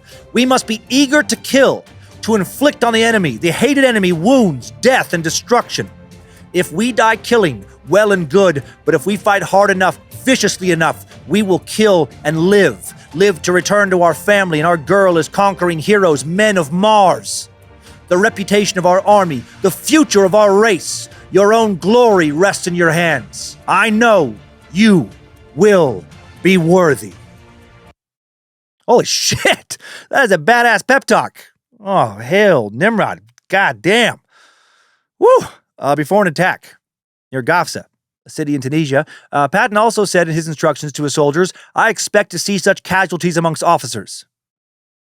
I expect to see such casualties among officers, particularly staff officers, as will convince me that a serious effort has been made to capture this objective. Dude did not pull punches. Some of you fuckers are going to die today, right? That's what it's going to take. Get this job done. On March 17th, the U.S. 1st Infantry Division took Gafsa in the Battle of El Gatar, pushing back German and Italian forces. Maybe that letter worked. Patton's men lost 22 tanks, but they destroyed 37, so that's some good progress. But the U.S. did lose a lot of men, officers, and more. 4,000 to 5,000 killed or wounded, roughly as many casualties as they inflicted on the enemy.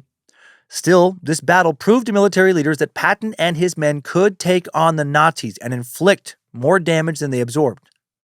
By April, Patton's army had reached Gabes in Tunisia, but had been abandoned by the Germans.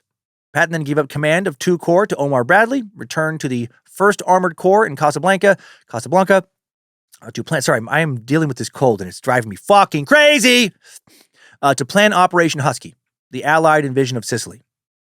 Patton took Palermo in July. His 1st Armored Corps was officially renamed the 7th Army just before his force of 90,000 landed before dawn July 10th, 1943 on beaches near the town of Licata, Sicily. Maserati Bugatti Spaghetti! The army fought off counterattacks at Gela, and Patton personally led his troops against German reinforcements. After taking Palermo, Patton focused on Messina, eventually taking the city on August 16th with 7,500 casualties out of 200,000 men. Meanwhile, 113,000 Axis soldiers were killed or captured during the mission. Damn. Patton's time in Sicily, not without controversy. July 19th, Patton received a transmission limiting his attack on Messina, but he disregarded it. And then his chief of staff claimed the message was lost in transmission until after the city had fallen. The now infamous mule incident I mentioned earlier took place on July 22nd. So he's, disregarding some orders. He's killing some mules. One of the worst incidents Patton was involved in, though, was the Biscari massacre. The Biscari massacre refers to 2 incidents in which U.S. soldiers killed 71 Italian and 2 German unarmed POWs at the Regia Aeronautica's 504 Air Base in Santo Pietro, a small village in southern Sicily, July 14, 1943. After the 7th U.S. Army and the British 8th Army invaded Sicily, U.S. units went to airports in the southern part of the island, and some massacres of civilians were reported. For example, 12 Italians died in Vittoria, including the mayor of a local village and his 17-year-old unarmed son, killed with a bayonet to the face. Oof. The 180th Infantry Regiment had been given the task of capturing the Biscari airfield and linking up the U.S. 1st Infantry Division. The first incident of the so-called massacre is referred to as the West Incident. By 10 a.m., soldiers with the 180th Infantry Regiment had taken 45 Italian and 3 German prisoners. The executive officer for the 1st Battalion, 180th Infantry Regiment, Major Roger Denman, ordered non-commissioned officer Sergeant Horace T. West to take the group of prisoners to an inconspicuous area to hold them for questioning. Sergeant West and several other soldiers marched the POWs about a mile away. West then halted the group, ordered 8 or 9 to be taken to the intelligence officer for some questioning. West took the remaining POWs off of the road, lined them up, and shot him with a Thompson submachine gun that he had gotten from the first sergeant. When the first sergeant had asked what he had wanted it for, West replied that he was going to, quote, kill the sons of bitches. West told the soldiers guarding the POWs to, quote, turn around if you don't want to see it. When the bodies were found 30 minutes later, it was clear that almost every POW had been shot through the heart. Investigators later learned that after West had emptied the machine gun, he stopped to reload, then walked around the bodies, shot each person who was still moving. The 37 bodies caught the attention of Chaplain Lieutenant Colonel William E. King the next day. He reported the event to senior officers who were initially reluctant to go to court because of fear of bad press hurting troop morale and public support of the war. The second incident, referred to as the Compton Incident. Captain John T. Compton was the commander of C Company, 1st Battalion, 180th Infantry Regiment. He landed south of the Acate River during the invasion of Sicily. He had gone 3 days without sleep because he was, quote, too excited to sleep. Only slept an hour and a half on the 4th day, before the attack on the Biscari airfield. They arrived around 11 a.m., July 14th, facing heavy fire. Snipers were targeting wounded American soldiers and the medics attempting to help them. Out of the 34 men in Compton's 2nd Platoon, 12 were wounded or killed in action. In an attempt to locate the snipers, Private Raymond C. Marlowe crept down into a nearby draw. He had only gotten about 25 yards into the draw when he encountered an Italian soldier. He shouted at the Italian, who ran into a dugout further down the draw, A couple minutes later, the Italian soldier reemerges unarmed with 35 others, several of whom are dressed as civilians. Private Marlowe walked him up the hill, to his outpost, reported to his squad leader, Sergeant Hare. I told him that I had gotten these fellows that were shooting at us while we were getting out from under that artillery fire, he said. Acting as an interpreter, Private John Gazzetti asked the prisoners if they had been acting as snipers and received no response. Hare then herded the prisoners out of the draw, asked First Lieutenant Blanks what he should do with them. Blanks asked Compton for instructions. Compton asked Blanks if he was sure they were the snipers that had been shooting at them. Blanks said yes, and Compton said, "Get them shot." Blanks ordered Hare to assemble a firing squad and shoot the prisoners. Compton accompanied the firing squad of 11 men to the ridge overlooking the draw. The American soldiers lined up and positioned themselves 6 feet away from the prisoners, who begged them not to shoot. Gazzetti asked Compton if he had anything to say. Compton did not, and told the men to fire on his order. He said he, quote, didn't want a man left standing when the firing was done. A few prisoners now began to run, and the firing squad opened fire, shooting and killing them all. On the morning of July 15th, General Omar Bradley informed Patton that U.S. troops had killed 50 to 70 unarmed prisoners in cold blood. Patton recorded that conversation in his diary and wrote, I told Bradley that it was probably an exaggeration, but in any case, to tell the officer to certify that the men were snipers or had attempted to escape or something, as it would make a stink in the press and also would make the civilians mad. Anyhow, they're dead, so nothing can be done about it. However, once Patton discovered that the Inspector General found no provocation on part of the prisoners, or on the part of them, he reportedly said, try the bastards. Sergeant Horace West went to trial. In September of 1943, he admitted to the killings, but his lawyer argued he was fatigued and under extreme emotional distress, therefore he was temporarily insane. The prosecution noted that West had borrowed the machine gun and an additional magazine and appeared to act in cold blood. West's second defense was that he was following the orders of his commanding general, a.k.a. Patton, who had said prior to the invasion of Sicily that prisoners should only be taken in limited circumstances. West's regimental commander, Colonel Forrest Cookson, testified that the general, again, General Patton, said if the enemy continued to resist after U.S. troops had came within 200 yards of their defensive position, surrender did not need to be accepted. West was found guilty of murder, stripped of his rank, sentenced to life in prison. He was detained in North Africa to avoid negative publicity. However, Eisenhower reviewed his record of trial. The record of his trial decided to, quote, give the man a chance after he served, quote, enough of his life sentence to demonstrate that he could return to active duty. West's sentence was remitted November 24th, 1944. So he didn't serve much of his life, and he was restored to active duty. And then he finished the war and was honorably discharged. Captain John T. Compton pleaded not guilty, said he was following the orders of his commanding general, Patton, given in a speech. He was acquitted October 23rd, 1943, but the judge advocate's review declared that Compton's actions were unlawful. And then Compton was killed in action just days later, November 8th, 1943. Patton was questioned by the War Department Inspector General and stated his comments had been misinterpreted. He said that nothing he had said, quote, by the wildest stretch of the imagination could have been taken as an order to murder POWs, and he was cleared of wrongdoing. But with what we know about Patton, did he give them some speech about taking no prisoners? It seems he did. I can only find snippets of what he supposedly said to his men the day before they landed in Sicily, but he allegedly urged them to be merciless and told them, quote, when we land against the enemy, don't forget to hit him and hit him hard. When we meet the enemy, we will kill them. We will show him no mercy. He has killed thousands of your comrades and he must die. If your company officers and leading your men against the enemy find him shooting at you, and when you get within 200 yards of him, he wishes to surrender, oh no, that bastard will die. You will kill him. Stick him between the third and fourth ribs. Referring to a bayonet there. I mean, if that's what he said, then when they killed those POWs, you could definitely argue that they were following orders. Maybe that's why they didn't actually get punished, not really in the end.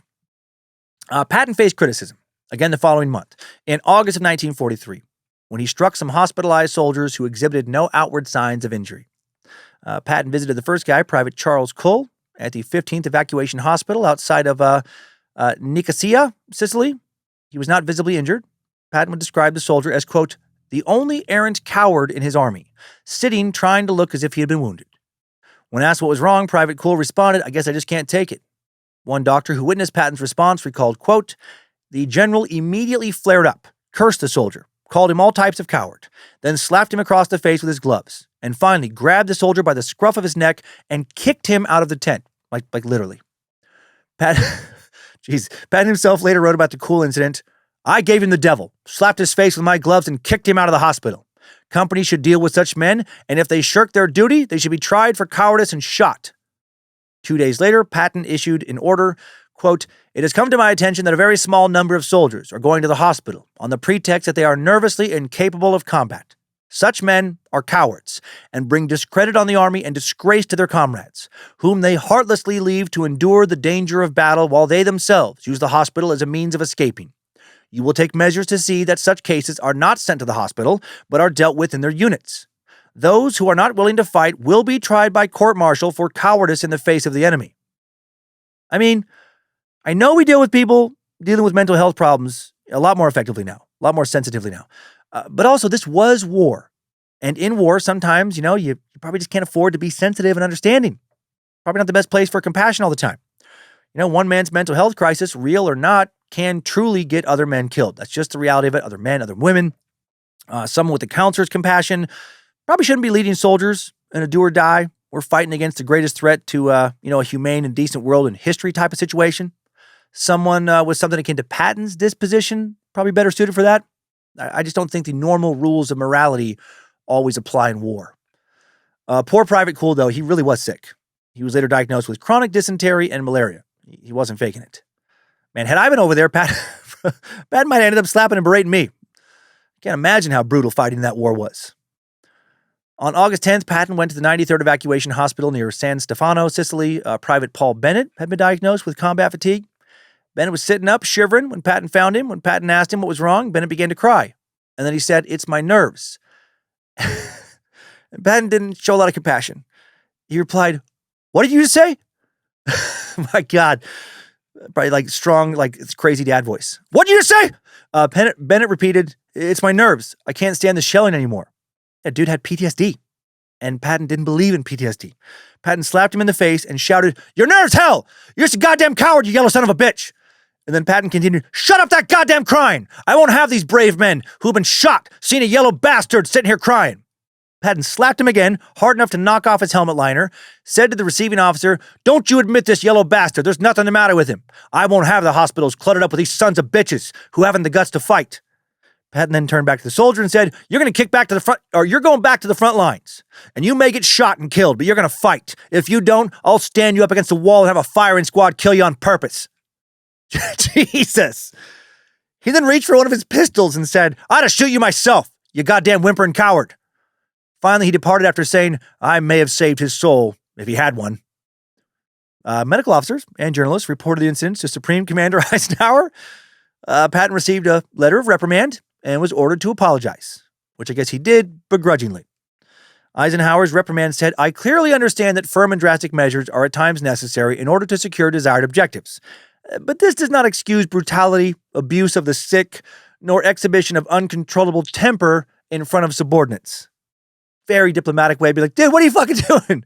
Calm down, man." Eisenhower, disappointed as he was, also could not afford to lose Patton and asked reporters to bury the story. However, news of the incident broke anyway in late November of 1943 when radio commentator Drew Pearson, quote, "decided it was time to let loose on Patton." There was widespread outrage, and many called for Patton to be fired. The Senate delayed his promotion to permanent major general. Secretary of War Henry L. Stimson argued, however, that Patton must be retained as a commander because of the need for his, quote, "aggressive winning leadership in the bitter battles which are to come before final victory."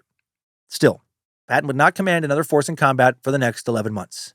And his infamous war wing, the little general, will now go pretty limp. Omar Bradley, junior to Patton in rank and experience, was selected in his stead to command the 1st U.S. Army in England to prepare for Operation Overlord, the secret plans for the invasion of Normandy. This decision may have actually been made before the slapping incidents occurred, but Patton blamed them for him being denied the job he had dreamt of. Eisenhower thought the invasion of Normandy was too important to risk any uncertainty, and he felt the slapping incidents were an example of Patton's inability to exercise proper discipline. In his apology, Patton told medical personnel that he had always regarded cases of shell shock as being the most tragic, and his intention was to shame the soldiers to try to snap them out of it. So, tough love angle. These incidents showed Patton's lack of understanding of shell shock, aka a form of PTSD.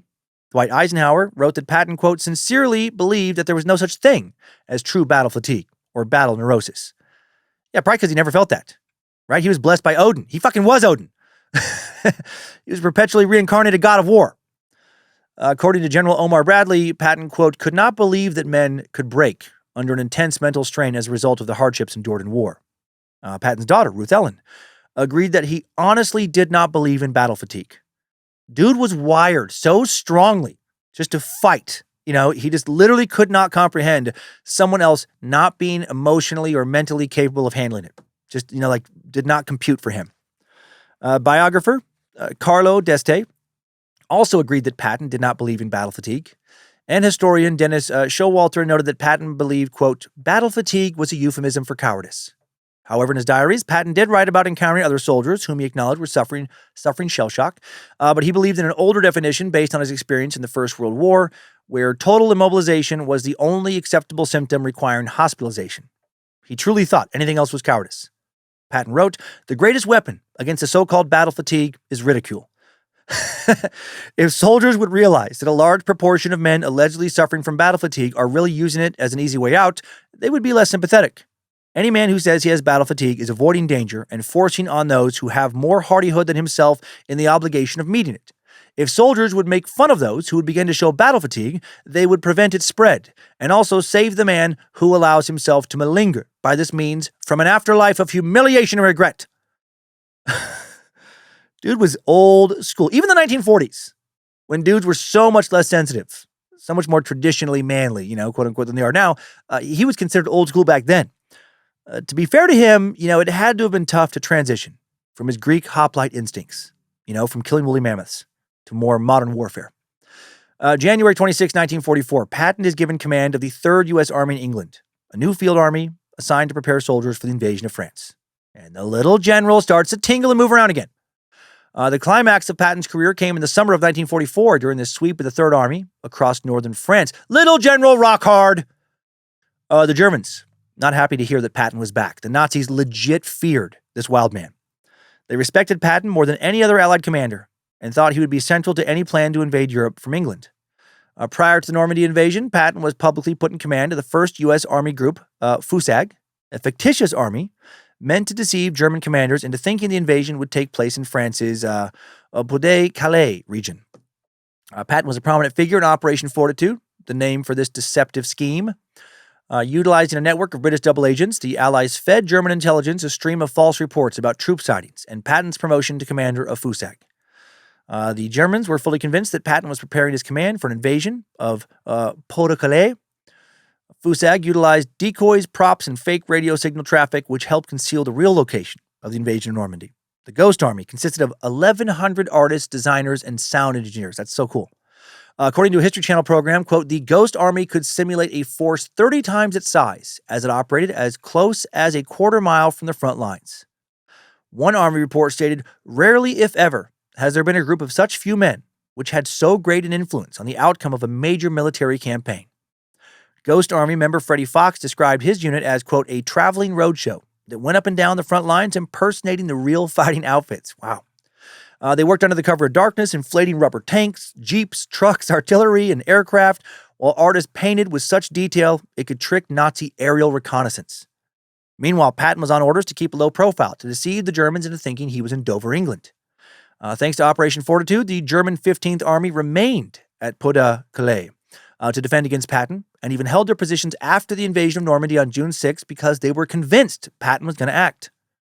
The Ghost Army would perform more than 20 missions throughout 1944 and 1945. Most of the Ghost Army arrived in England in May of 1944 as D-Day prep was being finalized. The Ghost Army engaged in its first large-scale deceptions in the summer of 1944, deploying 50 dummy tanks and positioning sound trucks within a few hundred yards of the front line during the siege of the French port of Brest. And as part of Operation Brittany, the Ghost Army deceived the Germans about the location of General Patton's Third Army. Patton was welcoming of the Ghost Army and made suggestions for how they could improve their deception. A few months later, the Ghost Army would save Patton when a gap opened up in his line during the attack on the city of Metz. Until real reinforcements arrived, the Ghost Army held the line for 7 days with inflatables and loudspeakers that played sounds of tanks, soldiers, and sergeants. That is incredible. Leading up to the invasion of France, Patton delivered a series of different versions of the same speech his most famous speech that would just be called the speech to the Third Army, intended to motivate them for combat. He began delivering these speeches to soldiers in the UK around February of 1944. Most famous version, given on June 5th, 1944, delivered without notes, and Patton's soldiers later recorded his words. Patton told his men some version of the following. Be seated. Men, all this stuff you hear about America not wanting to fight, wanting to stay out of the war, is a lot of horse dung. Americans love to fight. All real Americans love the sting and clash of battle. When you were kids, you all admired the champion marble shooter, the fastest runner, the big league ball players, and the toughest boxers. Americans love a winner, and we will not tolerate a loser. Americans play to win all the time. I wouldn't give a hoot in hell for a man who lost and laughed. That's why Americans have never lost and will never lose a war. The very thought of losing is hateful to America. Battle is the most significant competition in which a man can indulge. It brings out all that is best, and it removes all that is base. You are not all going to die. Only 2% of you right here today would be killed in a major battle. Every man is scared in his first action. If he says he's not, he's a goddamn liar. But the real hero is the man who fights, even though he's scared. Some men will get over their fright in a minute under fire, some take an hour, and for some it takes days. But the real man never lets his fear of death overpower his honor, his sense of duty to his country, and his innate manhood. All through your Army career, you men have bitched about what you call this chicken shit drilling. This is all for a purpose. To ensure instant obedience to orders and to create constant alertness. This must be bred into every soldier. I don't give a fuck for a man who is not always on his toes, but the drilling has made veterans of all you men. You are ready. A man has to be alert at all time if he expects to keep on breathing. If not, some German son of a bitch will sneak up behind him and beat him to death with a sock full of shit. There are 400 neatly marked graves in Sicily, all because one man went to sleep on the job. But they are German graves, because we caught the bastard asleep before his officer did. An army's a team. It lives, eats, sleeps, and fights as a team. This individual hero stuff is bullshit. The bilious bastards who write that stuff for the Saturday Evening Post don't know any more about real battle than they do about fucking. Now we have the finest food and equipment, the best spirit, and the best men in the world. You know, by God, I actually pity those poor bastards we're going up against. By God, I do. All the real heroes are not storybook combat fighters. Every single man in the Army plays a vital role. So don't ever let up. Don't ever think that your job is unimportant. What if every truck driver decided he didn't like the whine of the shells and turned yellow and jumped headlong into a ditch? That cowardly bastard could say to himself, hell, they won't miss me. Just one man in thousands. What if every man said that? Where in the hell would we be then? No, thank God Americans don't say that. Every man does his job. Every man is important. The ordnance men are needed to supply the guns. The quartermaster is needed to bring up the food and clothes for us because where we are going, there isn't a hell of a lot to steal. Every last damn man in the mess hall, even the one who boils the water to keep us from getting the GI shits, has a job to do. Each man must think not only of himself, but think of his buddy fighting alongside him. We don't want yellow cowards in the Army. They should be killed off like flies. If not, they will go back home after the war, goddamn cowards, and breed more cowards. The brave men will breed more brave men. Kill off the goddamn cowards, and we'll have a nation of brave men. One of the bravest men I saw in the African campaign was on a telegraph pole in the midst of furious fire while we were moving towards Tunis. I stopped and asked him what the hell he was doing up there. He answered, fixing the wire, sir. Isn't it a little unhealthy up there right now, I asked. Yes, sir, but this goddamn wire's got to be fixed. I asked, don't those planes strafing the road bother you? And he answered, no, sir, but you sure as hell do. Now there was a real soldier, a real man, a man who devoted all he had to his duty, no matter how great the odds, no matter how seemingly insignificant his duty appeared at the time. And you should have seen the trucks on the road to Gabas. These drivers were magnificent. All day and all night they crawled along those sons of bitch roads, never stopping, never deviating from their course, with shells bursting all around them. Many of the men drove over 40 consecutive hours. We got through on good old American guts. These were not combat men, but they were soldiers with a job to do. They were part of a team. Without them, the fight would have been lost. Sure, we all want to go home. We want to get this war over with. But you can't win a war lying down. The quickest way to get it over with is to get the bastards who started it. We want to get the hell over there and clean the goddamn thing up. The quicker they are whipped, the quicker we go home. The shortest way home is through Berlin and Tokyo, so keep moving. And when we get to Berlin, I am personally going to shoot that paper-hanging son of a bitch Hitler. When a man is lying in a shell hole, if he just stays there all day, a Bosch will get him eventually. The hell with that. My men don't dig foxholes. Foxholes only show up on an offensive. Keep moving. We'll win this war, but we'll win it only by fighting and showing the Germans that we've got more guts than they have or will have. We're not just going to shoot the bastards, we're going to rip out their living goddamn guts and use them to grease the treads of our tanks. We're going to murder those lousy Hun cocksuckers by their bull fucking basket. Bushel fucking basket. You know what I meant, goddammit, soldiers. Some of you men, you are wondering whether or not you'll chicken out under fire. Don't worry about it. I can assure you that you'll do all your duty. War is a bloody business, a killing business. The Nazis are the enemy. Wade into them, spill their blood or they will spill yours. Shoot them in the guts, rip open their belly. When shells are hitting all around you and you wipe the dirt from your face and you realize that it's not dirt, it's the blood and guts of what was once your best friend, you'll know what to do. I don't want any messages saying I'm holding my position. We're not holding the goddamn thing. We're advancing constantly, and we're not interested in holding anything except the enemy's balls. We're gonna hold him by his balls and we're gonna kick him in the ass, twist his balls and kick the living shit out of him all the time. Our plan of operation is to advance and keep on advancing. We're gonna go through the enemy like shit through a tin horn. There will be some complaints. They are pushing our people too hard. I don't give a damn about such complaints. I believe that an ounce of sweat will save a gallon of blood. The harder we push, the more Germans we kill. The more Germans we kill, the fewer of our men will be killed. Pushing harder means fewer casualties. I want you all to remember that. My men don't surrender. I don't want to hear of any soldier under my command being captured unless he's hit. Even if you are hit, you can still fight. That's not just bullshit either. I want men like the lieutenant in Libya, who with a Luger against his chest, swept aside the gun with his hand, jerked his helmet off with the other, and busted the hell out of that Bosch with the helmet.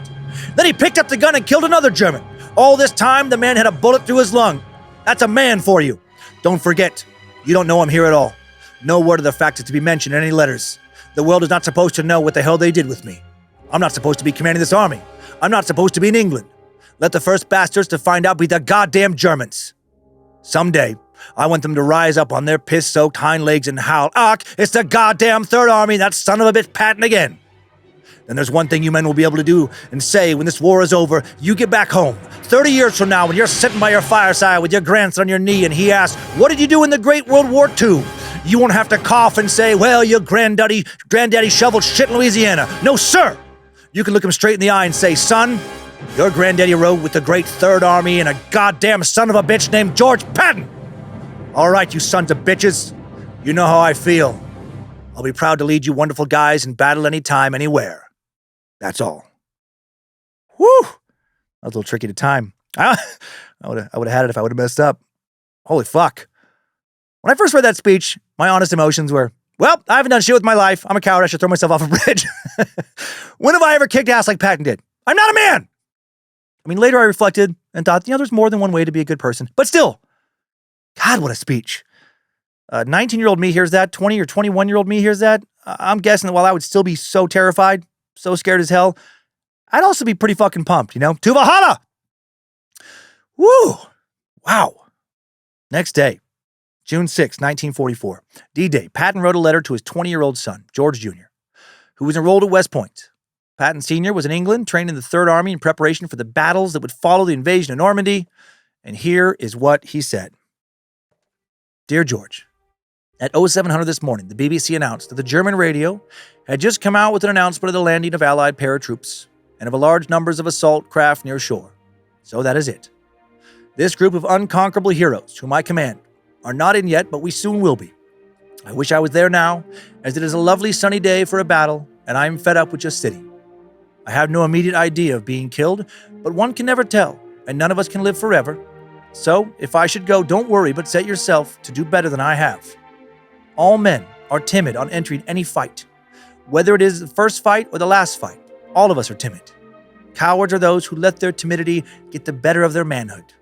You will never do that because your bloodlines on both sides. I think I have told you the story of Marshal Turenne, who fought under Louis XIV. On the morning of one of his last battles, he had been fighting for 40 years. He was mounting his horse when a young aide-de-camp who had just come from the court and had never missed a meal or heard a hostile shot said, "Marshal Turenne, it amazes me that a man of your supposed courage should permit his knees to tremble as he walks out to mount."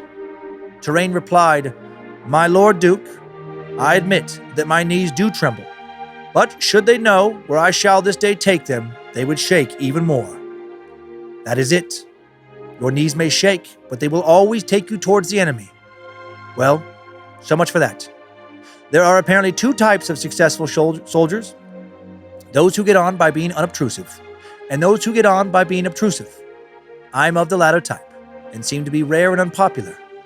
But it is my method. One has to choose a system and stick to it. People who are not themselves are nobody. To be a successful soldier, you must know history. Read it objectively. Dates and even the minute details of tactics are useless. What you must know is how each man reacts.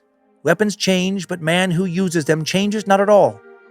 To win battles, you do not beat weapons. You beat the soul of a man of the enemy man. To do that, you have to destroy his weapons, but that is only incidental.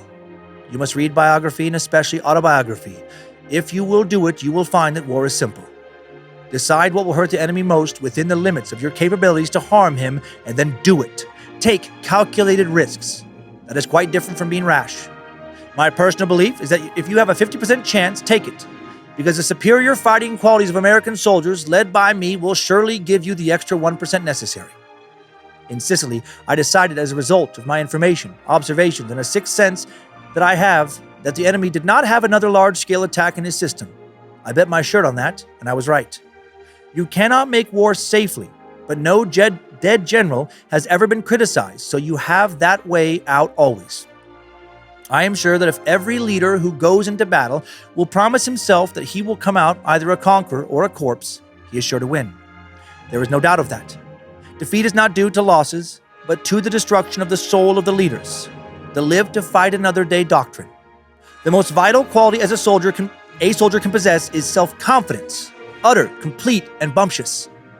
You can have doubts about your good looks, about your intelligence, about your self-control, but to win in war, you must have no doubts about your ability as a soldier.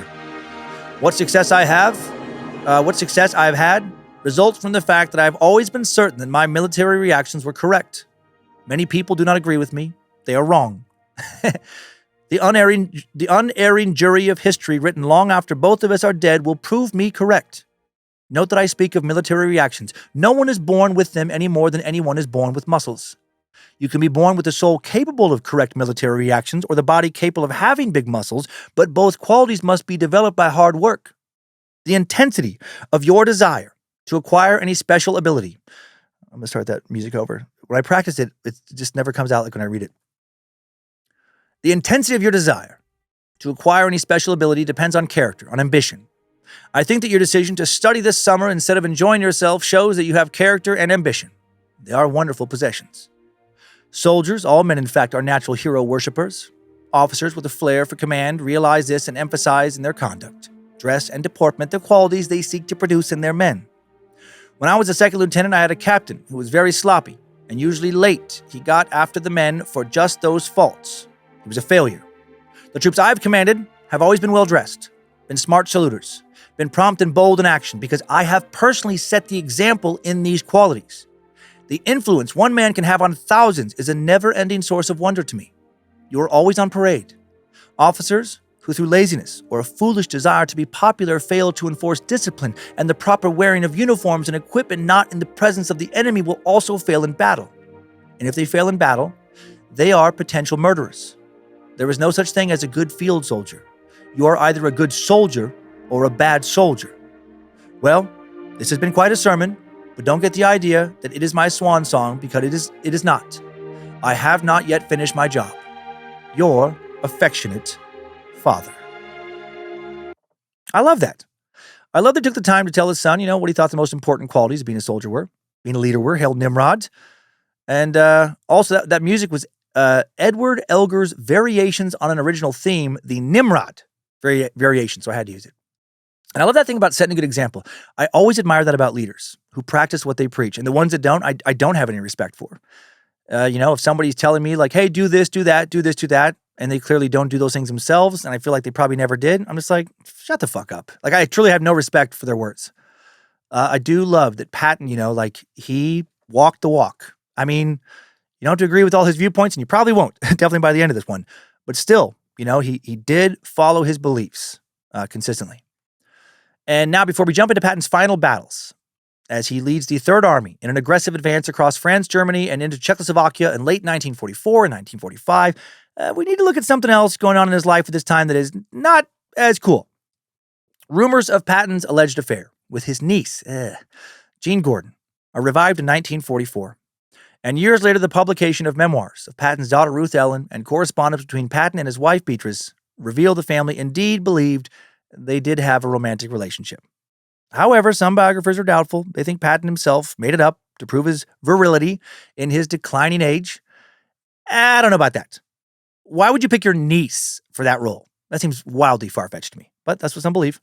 Biographer Carlo D'Este, wrote that Patton's, quote, behavior suggests that in both 1936 in Hawaii and in 1944 and 1945, the presence of the young and attractive Jean was a means of assuaging the anxieties of a middle-aged man troubled over his virility and a fear of aging. I think he probably had an affair with her. Let's dig into why I think that. Starting with taking a moment to learn a little bit about her background. Jean was born February 4th, 1915, meaning Patton was almost 30 years older than her. Jean's mother was the half-sister of Patton's wife, Beatrice. Jean was close friends with Patton's daughter, Ruth Ellen. She spent many vacations with the Patton family, was a bridesmaid in both of Patton's daughters' weddings. For fuck's sake. She was like another daughter. Her involvement with Patton supposedly started during a vacation in the 1930s. The family visited Patton in Hawaii while he was posted there, and these two began flirting. Beatrice did not accompany Patton and Jean on a horse buying trip to a nearby island, and when they returned, it was clear to her that something had happened. Writer Nancy J. Morris quotes Ruth Ellen's memories of her mother's reaction via biographer Carlo D'Este's research. Beatrice apparently told her daughter, quote, "Your father needs me. He doesn't know it right now, but he needs me. In fact, right now he needs me more than I need him. I want you to remember this, that even the best and truest of men can be bedazzled and make fools of themselves. So if your husband ever does this to you, you can remember that I didn't leave your father. I stuck with him because I am all he really has, and I love him, and he loves me." Oof, that is some pretty heartbreaking rationalization there. Ruth Ellen denied the rumors during her lifetime, but her posthumously published memoirs and her nephew's work on the Pattons, which she collaborated on, revealed her true beliefs. Jean completed the Red Cross's nurses' aid training course, volunteered at several Boston hospitals before she was sent to England in May of 1944. She contacted Patton in July, visited her in London. He visited her in London before departing for Normandy. Patton later told his close friend, General Everett Hughes, that he wanted to keep her presence a secret.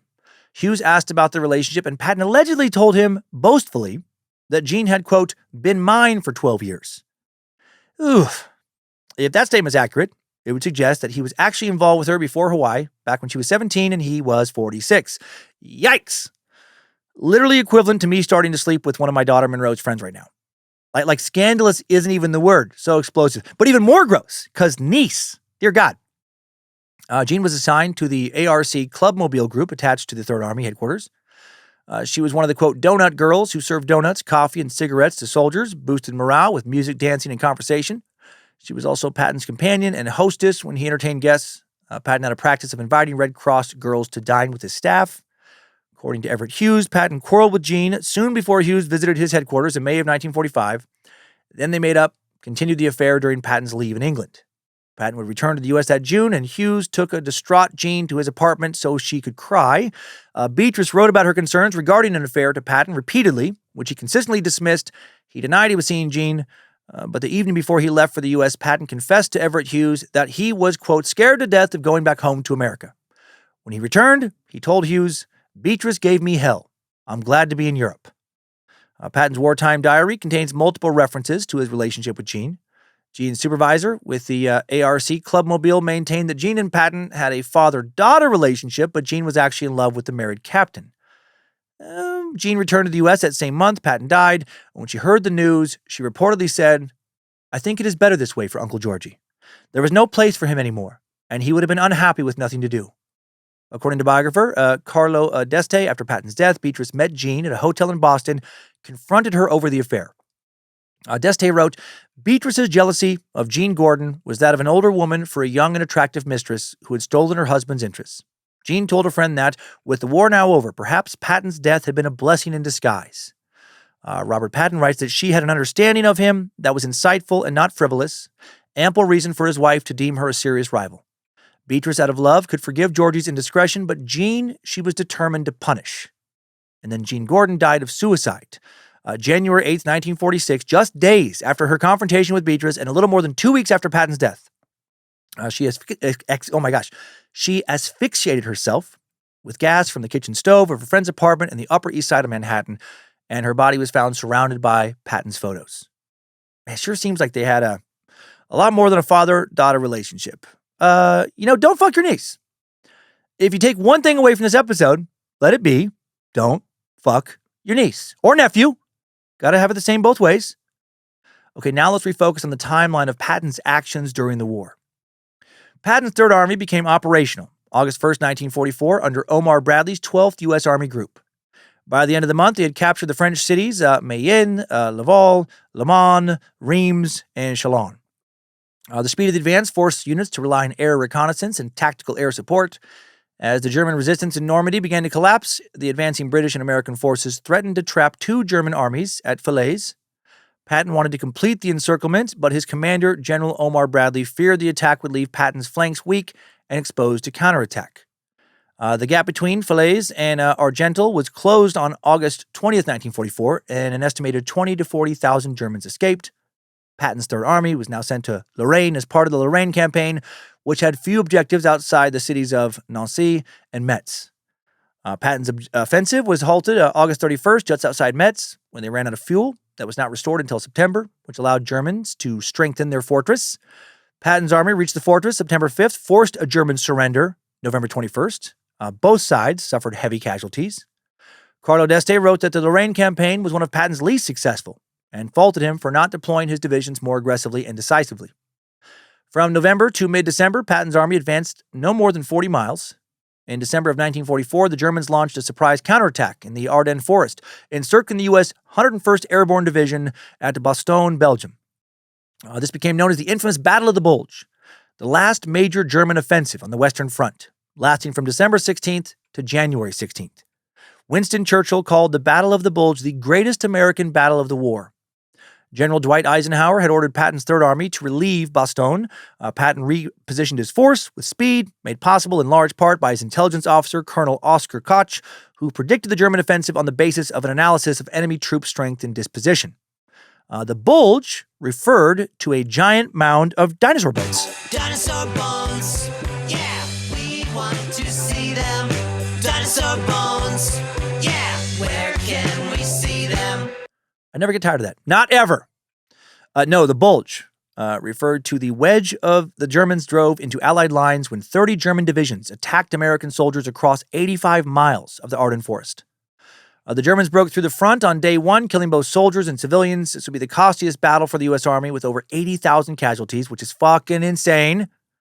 Over 80,000, approximately 19,000 American deaths. Roughly 610,000 American troops fought in this battle. Some sources say up to 640,000. Over 1.2 million total troops were involved in the Battle of the Bulge, including around 560,000 Germans. It's just so many dudes. 70,000 to 20,000 Germans died. Approximately 200 British troops were also killed. They were there just in small numbers.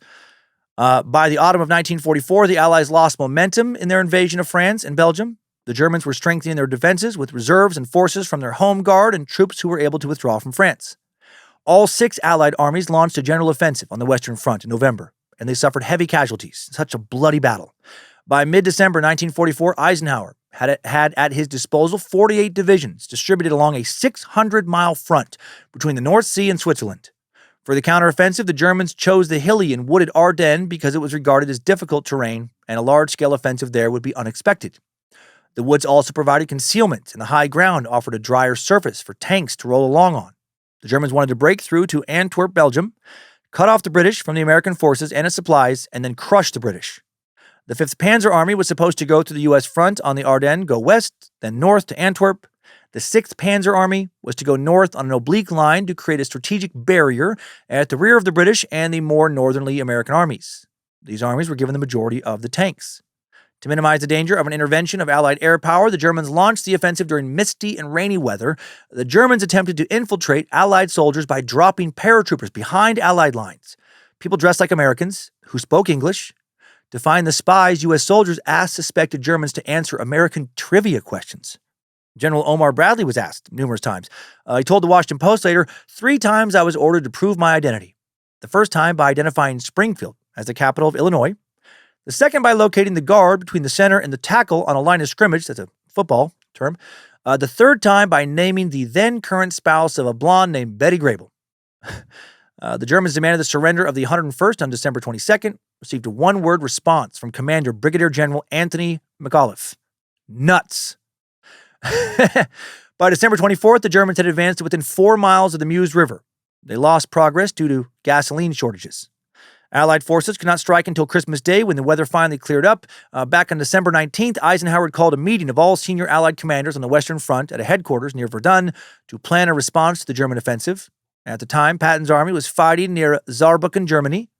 Patton guessed the intent of the meeting and ordered his staff to make 3 operational contingency orders to disengage parts of the Third Army from its position and begin offensive operations towards several spots in the area of the Bulge occupied by German forces.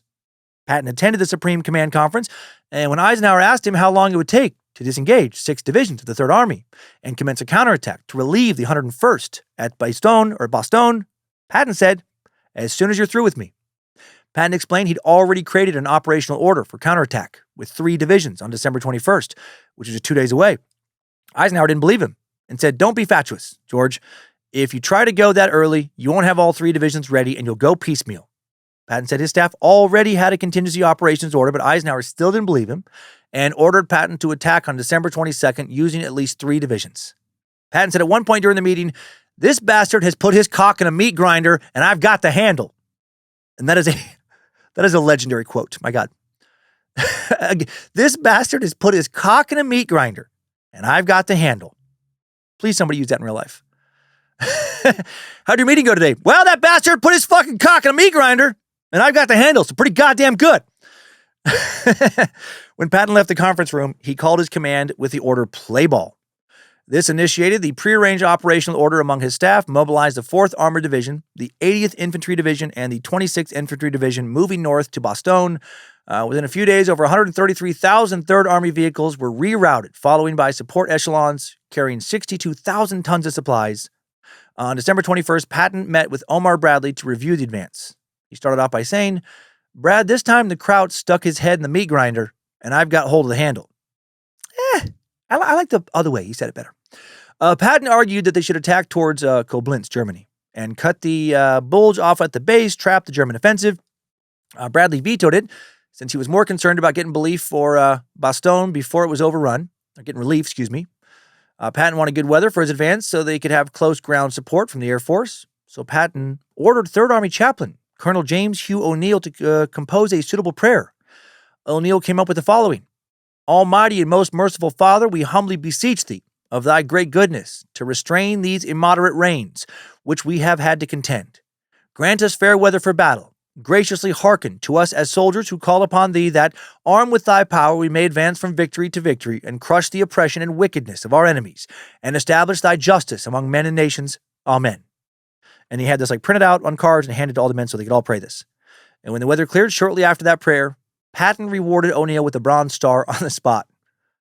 The Third Army reached Bastogne December 26th with additional reinforcements arriving over subsequent days.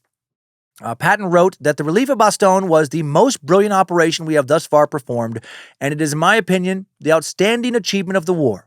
This is my biggest battle. On January 3rd, the First Army began a counteroffensive. Patton's forces helped push the Germans back, and by the end of January 1945, Patton's forces had reached the German border. The Germans were in full retreat by February. Patton's army would capture 10,000 miles of territory, that's insane, and help liberate the country from the Nazis. Between January 29th and March 22nd, the Third Army took multiple cities and killed or wounded somewhere between 99,000 to 140,000 German soldiers. Holy shit. February 23rd, 1945, the 94th Infantry Division crossed the Saar River, and established a bridgehead at Zerich, Germany. Patton wanted to cross the Saar River immediately against his officers' advice, but other commands were given priority on gasoline and supplies. So in order to get supplies, the Third Army ordnance units passed themselves off as First Army personnel. They stole it from another army. In one incident, they secured thousands of gallons of gas meant for the First Army. On March 1st, 1945, Patton's forces took to Trier, a city in southwest Germany. Patton received a message ordering him to bypass Trier because it would take 4 divisions to capture it, and Patton replied, "Have taken Trier with 2 divisions. Do you want me to give it back?" The Third Army then began crossing the Rhine River March 22nd. Patton later bragged that he pissed in the river, had his men watch him piss in it as they crossed it. Okay. When Patton's army arrived at the banks of the river, they found that only one bridge in the town of Remagen had not been destroyed. American soldiers had already made a crossing on March 7th, a big moment, as an enemy army had not crossed the Rhine since Napoleon in 1805. Over the next 10 days, the Third Army cleared the entire region north of the Moselle River, trapping thousands of Germans.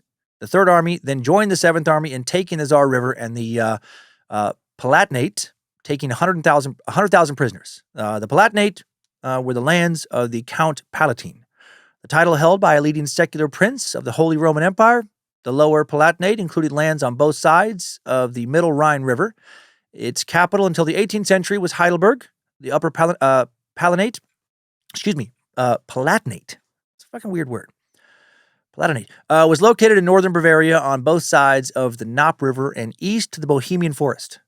On March 26, Patton sent a task force bomb behind German lines to liberate the POW camp near Hommelburg. One of the POWs there was his son-in-law, Lieutenant Colonel John K. Waters. However, the raid was a failure, and only 35 out of 314 men made it back. The rest were captured or killed, and all 57 vehicles were lost. Patton would say this was the only mistake he made during the war. Eisenhower was furious when he found out about Patton's secret mission. The camp would be liberated about a week to 10 days later, and his son-in-law would survive the war and also live a long life. Patton took Frankfurt March 29, 1945. Frankfurt was a significant industrial city, prime target for Allied bombs. The bombing started as early as July of 1941 during a series of British air raids against the Nazis. In March 1944, 27,000 tons of bombs dropped on Germany, and Frankfurt, a major target, suffered significant damage. By April, the Third Army was focused on managing around 400,000 German POWs. Man, the scale of all this is just so mind-boggling. April 14, 1945, Patton is promoted to general. The Third Army soon sent to Bavaria and Czechoslovakia, anticipating the last stand by the Germans, but Patton was prevented from reaching Prague before VE Day, May 8, 1945. Patton wanted to push to Berlin, but Eisenhower told him no, saying the cost was too high for a city already allotted to the Soviets by the Yalta Agreement. The Yalta Conference lasted from February 4th to February 11th, 1945. It was a major conference of the chief Allied leaders, President Franklin Delano Roosevelt, Winston Churchill, and Joseph Stalin. They met at Yalta in the Crimea to plan the defeat and post-war occupation of Germany. And it had already been decided that Germany would be divided into occupied zones administered by the U.S., British, French, and Soviets. The attendants accepted the principle that the Allies had no duty to the Germans except to provide minimum subsistence. They declared that the German military industry could be abolished or confiscated, and criminals would be tried before the Nuremberg court. One of the main issues was how to deal with liberated countries in Eastern Europe. The agreements called for, quote, interim governmental authorities broadly representative of all democratic elements in the population, and the earliest possible establishment through free elections of governments responsive to the will of the people. Stalin failed to keep his promise, of course. Free elections in Poland, Czechoslovakia, Hungary, Romania, Bulgaria. Instead, communist governments were established in these countries. Supporters of Patton said the Cold War might have played out very differently if he'd been allowed to take Berlin from the Russians. By the end of the war, Patton's Third Army suffered 137,000 casualties, but had inflicted more than 10 times that amount on the enemy. After helping the Allies achieve victory in Europe, Patton knew he would not be reassigned to the Pacific Theater. He told his 3-Corps commander, Major General James Van Fleet, "There is already a star," MacArthur is who he's talking about, "in that theater, and you can only have one star in a show." With the war over in Europe, Patton quickly became depressed by the reduction of the army in Europe. No one loved to be in war more than George Patton. Everyone else is celebrating. He's like, shit. Well, now what the fuck am I supposed to do with my life? What, relax? Enjoy spending time with my wife? My kids? Grandkids? What's the point? I can't stab or shoot them. What are we supposed to do? Talk?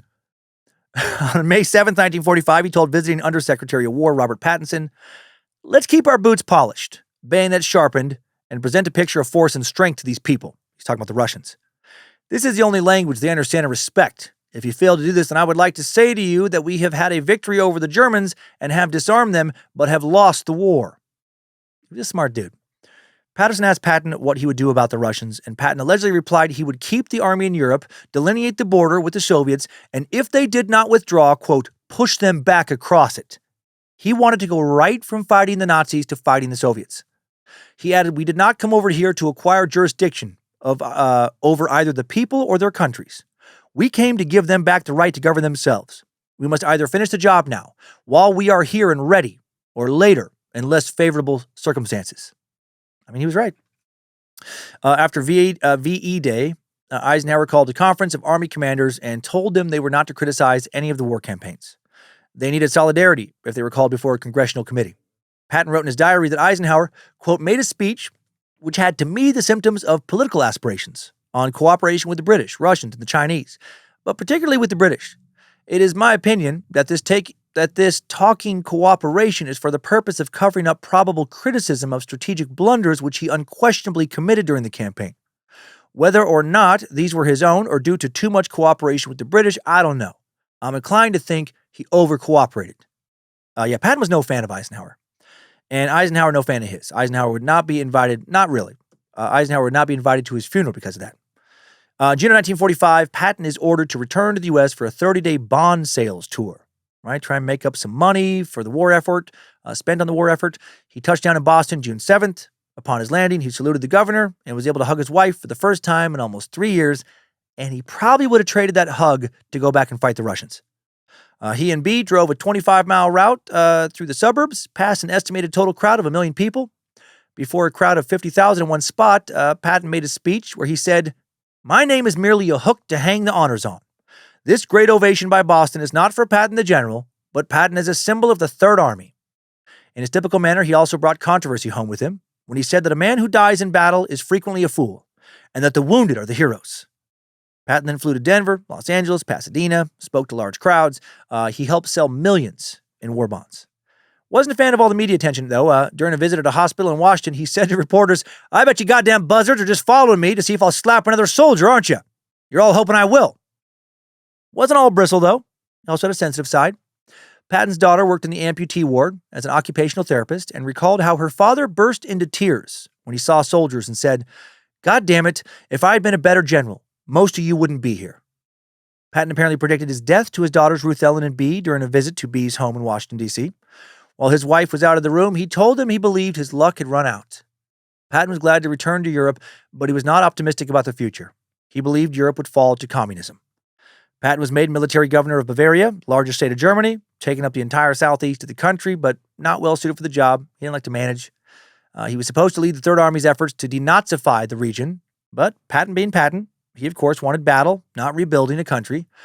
Also didn't want to deal with displaced persons, and he held strong anti-Semitic views. In his comments and writings, it seemed like Patton felt more sympathy for the Germans. He wrote in one diary entry, if we let Germany and the German people be completely disintegrated and starved, they will certainly fall for communism. And the fall of Germany for communism will write the epitaph of democracy in the United States. The more I see of people, the more I regret I survived the war. The end of the war with Japan depressed him even further. On August 10th, he wrote in his diary, another war has ended, and with it my usefulness to the world. It is for me personally another very sad thought. Now all that is left is to sit around and await the arrival of the Undertaker and posthumous immortality. So fucking crazy to me. He just had zero interest in living during peacetime. Patton became increasingly erratic in the following months, most likely due to depression, unhappiness with his job, the belief he'd never fight again. Author, biographer Carlo D'Este also theorized it seems virtually inevitable that Patton experienced some type of brain damage from too many head injuries. There was more controversy when U.S. government officials realized that several former Nazi Party members were holding political posts in Bavaria. In private, Patton expressed respect for the Germans as adversaries and resistance to removing Nazi members from power. Patton was reluctant to get rid of all Nazis in government and administrative positions because, in his words, my soldiers are fighting men, and if I dismiss the sewer cleaners and the clerks, my soldiers will have to take over those jobs. They'd have to run the telephone exchanges, the power facilities, the streetcars. That's not what soldiers are for. He wrote to his wife, I had never heard that we fought to denazify Germany. Live and learn. What we are doing is to utterly destroy the only semi-modern state in Europe so that Russia can swallow the whole. Actually, the Germans are the only decent people in Europe. My God. As mentioned, Patton oversaw the displaced persons camp in Bavaria that contained a majority of the Jewish people who had survived concentration camps. Patton was extremely anti-Semitic, actually. He refused to have Jewish chaplains at his headquarters. Also decided to keep the Jewish people detained because he thought releasing them could lead to violence and rearrests, per his diary. Also resisted Eisenhower's orders to evict Germans from their homes to house displaced persons. When Patton accompanied Eisenhower to a Yom Kippur service in one of the camps, he complained about their hygiene. In Patton's words, quote, "This happened to be the feast of Yom Kippur, so they were all collected in a large wooden building, which they called a synagogue. It behooved General Eisenhower to make a speech to them. We entered the synagogue, which was packed with the greatest stinking bunch of humanity I have ever seen. When we got about halfway up, the head rabbi, who was dressed in a fur hat similar to that worn by Henry VIII of England, and in a surplice heavily embroidered and very filthy, came down and met the general. The smell was so terrible that I almost fainted, and actually about 3 hours later lost my lunch as a result of remembering it. Of course, I have seen them since the beginning and marveled that beings alleged to be made in the form of God can look the way they do or act the way they act. My God!" Patton also claimed there is a very Semitic influence in the press. Patton also remarked that Jewish people were, quote, locusts, lower than animals, and lost to all decency. In one diary entry, he wrote that the Jews were, quote, a subhuman species without any of the cultural or social refinements of our times. God damn. Patton was racist. In public, he claimed that performance mattered more than anything, saying, I don't give a damn who the man is. He can be an N-word with a hard R or a Jew. But if he has the stuff and does his duty, he can have anything I've got. By God, I love him. Okay, maybe kind of a nice thought, but also racist. But when addressing the 761st Tank Battalion, a segregated battalion, Patton told him, "Men, you are the first Negro tankers ever to fight in the American Army. I would never have asked for you if you weren't good. I have nothing but the best in the Army. I don't care what color you are, so long as you go up there and kill those Kraut sons of bitches. Everyone has their eyes on you and is expecting great things from you. Most of all, your race is looking forward to you. Don't let them down, and damn you, don't let me down." But then privately, Patton wrote about black soldiers, quote, "Individually, they were good soldiers, but I expressed my belief at the time and have never found the necessity of changing it that a colored soldier cannot think fast enough to fight in armor." For fuck's sake. Historian Hugh Cole did note that Patton was the first in the U.S. to integrate black and white soldiers into the same rifle companies. Patton also spent most of his time with his aide and personal valet, Sergeant Major William George Meeks, a black man and Patton's personal confidant. Patton's prejudice extended to Russians and, and Asians as well. Everybody almost. He said about Russian people, quote, "The difficulty in understanding the Russian is that we do not take cognizance of the fact that he is not European, but an Asiatic, and therefore thinks deviously. We can no more understand a Russian than a Chinaman or a Japanese, and from what I have seen of them, I have no particular desire to understand them, except to ascertain how much lead or iron it takes to kill them." God! In addition to his other Asiatic characteristics, the Russian has no regard for human life and is an all-out son of a bitch barbarian and chronic drunk. God! Dude was old school in some very terrible ways. August 27th, Patton held a press conference in Frankfurt where he spoke out against Russia, signed a letter proposing the release of some Nazi prisoners. Eisenhower demanded the following orders, quote, "instead of mollycoddling the goddamn Nazis." 2 days later, Patton wrote in his diary, "The Germans are the only decent people left in Europe. If it's a choice between them and the Russians, I prefer the Germans." On September 8th, 1945, Patton visited Camp 8 near Garmisch-Partenkirchen, a prison camp 60 miles south of Munich that housed Nazis and former members of the SS. Patton met the German commander of the prisoners, complained that some Germans were being held as political prisoners without justification. He told the American officers accompanying him he thought it was sheer madness to intern these people. One of those officers was Jewish and immediately filed a complaint to Eisenhower's headquarters. When Eisenhower returned from leave, he visited Patton on September 16th. They talked. He discussed Patton's successor. Eisenhower was due to go home in November to take over as Army Chief of Staff, and Patton was displeased with his choice of successor, General Joseph McNarney. Patton told Eisenhower that the only jobs he wanted were Commandant of the Army War College or Commanding General of the Army Ground Forces, but both positions were already filled. Patton wrote in his diary, "I guess there is nothing left for me but the Undertaker." He's a little downtrodden. A week later, Eisenhower returned to Bavaria on reports of poor conditions in some of the displaced persons camps. He was appalled at the conditions and the German guards, some of whom were former Nazis. Patton said everything was fine until the arrival of the Jewish displaced persons, whom he said were, quote, pissing and crapping all over the place. Dude, little compassion. They literally just had everything taken from them. Most of their families are dead. I know it's getting very hard to like this guy. I will admit I did not expect to find a lot of this out when I chose him as a topic. Oh my God, no one's perfect, but I honestly did not think he would have quite so many character flaws. After Eisenhower told Patton to shut up, Patton said he was going to turn to a nearby village. After Eisenhower told Patton to shut up, Patton said he was going to turn a nearby village into a concentration camp. For fuck's sake. Eisenhower's response to that was not recorded. I bet it's pretty salty. After Eisenhower's headquarters team discovered that Patton's administration had multiple former Nazis in it, the team arranged for a psychiatrist to be posted at Patton's headquarters to study Patton's behavior. The psychiatrist posed as a supply officer. The team also had his phones tapped and his residence bugged. They're worried about him. They think he's batshit crazy. Patton was overheard discussing ways to start a war with Russia to drive out the Russians. He wanted to work with the German soldiers, who he again said were the only decent people left in Europe. On September 22nd, 1945, Patton agreed to answer questions from reporters about his normal briefing. When asked why Nazis were in government positions in Bavaria, he responded, quote, "I despise and abhor Nazis and Hitlerism as much as anyone. My record on that is clear and unchallengeable. It is to be found on battlefields from Morocco to Bottols. Now more than half the Germans were Nazis, and we would be in a hell of a fix if we removed all Nazi party members from office. The way I see it, this Nazi question is very much like a Democrat and Republican election fight. To get things done in Bavaria, after the complete disorganization and disruption of 4 years of war, we had to compromise with the devil a little. We had no alternative but to turn to the people who knew what to do and how to do it. So for the time being, we are compromising with the devil. I don't like the Nazis any more than you do. I despise them. In the past 3 years, I did my utmost to kill as many of them as possible. Now we're using them for lack of anyone better until we can get better people." Eisenhower was furious by his comparison of Nazis to Republicans and Democrats and ordered Patton to report to him in Frankfurt. Patton arrived on the 28th. The meeting lasted 2 hours, and Eisenhower was, quote, "more excited than I've ever seen him," per Patton's diary. Patton suggested that he should be simply relieved, but Eisenhower said no. Patton then said he should be allowed to continue commanding the 3rd Army in Bavaria. Eisenhower said no. Instead, he offered him command of the 15th Army, which was in charge of preparing a history of the war in Europe. So basically just like, no, fuck, we gotta get this guy out of here. Get him, like, I don't know, writing a book or something. Just shut him up. That was not what Patton wanted. Patton wrote to his wife after that meeting, "The noise against me is the only means by which Jews and communists are attempting, and with good success, to implement a further dismemberment of Germany." He ended by writing that he did not want to be the executioner to the best race in Europe. Jesus Christ. Patton transferred command of the 3rd Army on October 7th and got on the train to about 9.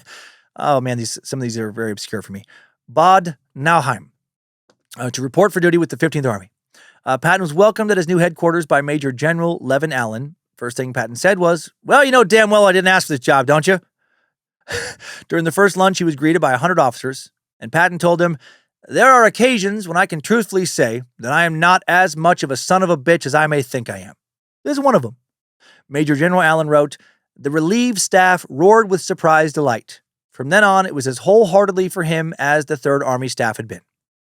Patton announced that he expected to return to the U.S. by March of 1946 at the latest. He didn't spend much time working on the history of the war. Instead, went on a tour of France, collecting certificates of honorary citizenship from different cities and meeting French military officials.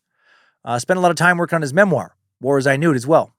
He was moody, dissatisfied with life after the war. He was withdrawn, went on a lot of drives alone, had little to say at mealtime. In October, Patton decided he was going to, quote, "quit outright, not retire. For the years that are left to me, I am determined to be free to live as I want and say what I want." Patton's chief of staff, Hobart Gay, advised him to consult his family before doing that, and he ended up not quitting, but he was still very irritable. His war ween had not only gone limp, it had retreated inside of his body. On November 11th, 1945, is Patton's 60th birthday. His staff throws him a surprise party. He might have smiled once.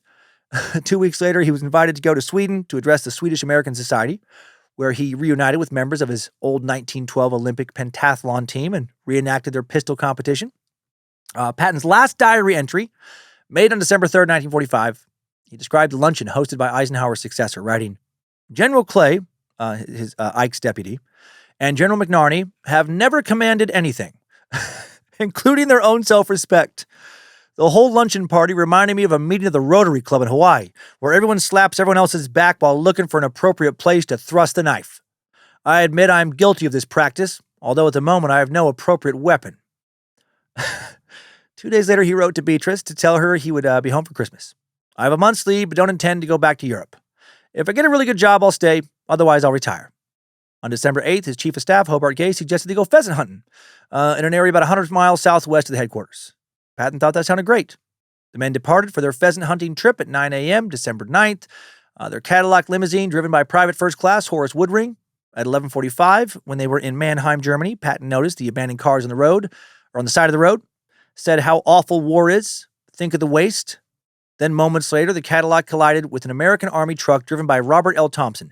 Private First Class Woodring had driven too fast over a railroad crossing and hit the passenger side of a left-turning truck. While the others in the vehicle were only slightly injured, Patton hit his head on the glass partition that separated the front and the back. He began to bleed, immediately noticed he was paralyzed and having trouble breathing. Patton asked Hobart Gay, who was next to him, to rub his fingers. Patton didn't realize he was already doing it and said, "Go ahead, Hap, work my fingers." Patton was taken to the hospital in Heidelberg, was found to have a compression fracture, dislocation of the cervical third and fourth vertebrae, resulting in a broken neck, and cervical spinal cord injury that left him paralyzed from the neck down. He spent the next 12 days in the hospital, at times with fish hooks in his cheeks on either side of his jaw, attached to weights to stabilize his neck. Oh my God. His wife came from the U.S. to be with him. Beatrice spent his final days reading books and letters to her husband. Patton was told he had zero chance to ever live a normal life again, and he said, "Son of a bitch. This is exactly like that one time when Genghis Khan and his men tortured me when I wouldn't surrender in Persia, and they impaled me on a sharp stick outside of Merv." No, he said this is a hell of a way to die. Patton's doctors put him in a body cast to prepare him for a flight home to the U.S., but he wouldn't make it. He had lost the will to live. Patton died around 5:55 p.m., December 21st, 1945, at the hospital in Heidelberg at the age of 60. Cause of death was pulmonary edema, congestive heart failure, but really it was just not wanting to live. His wife Beatrice refused to allow an autopsy, which would have confirmed historians' theories possibly about multiple head injuries and possible brain damage. The French government offered to bury Patton in Napoleon's tomb, where several great military leaders were buried. Beatrice ultimately decided he would be buried at the American Cemetery in Ham, Luxembourg, where his Third Army soldiers who died in the Battle of the Bulge were buried. She did this on the recommendation of Major General Jeffrey Keyes. Keyes had served as Patton's deputy commander across Europe. Patton's body was prepared for visitation December 22nd. On the 23rd, people lined the streets of Heidelberg to watch his funeral procession. After the service at the Episcopalian Christ Church, his body was put on a train to Luxembourg. Patton was buried December 24th in a grave dug by German POWs.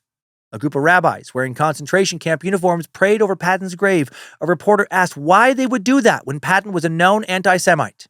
They explained that Patton's leadership ended the war months earlier than it would have ended without him, and he helped liberate thousands of Jewish people from concentration camps.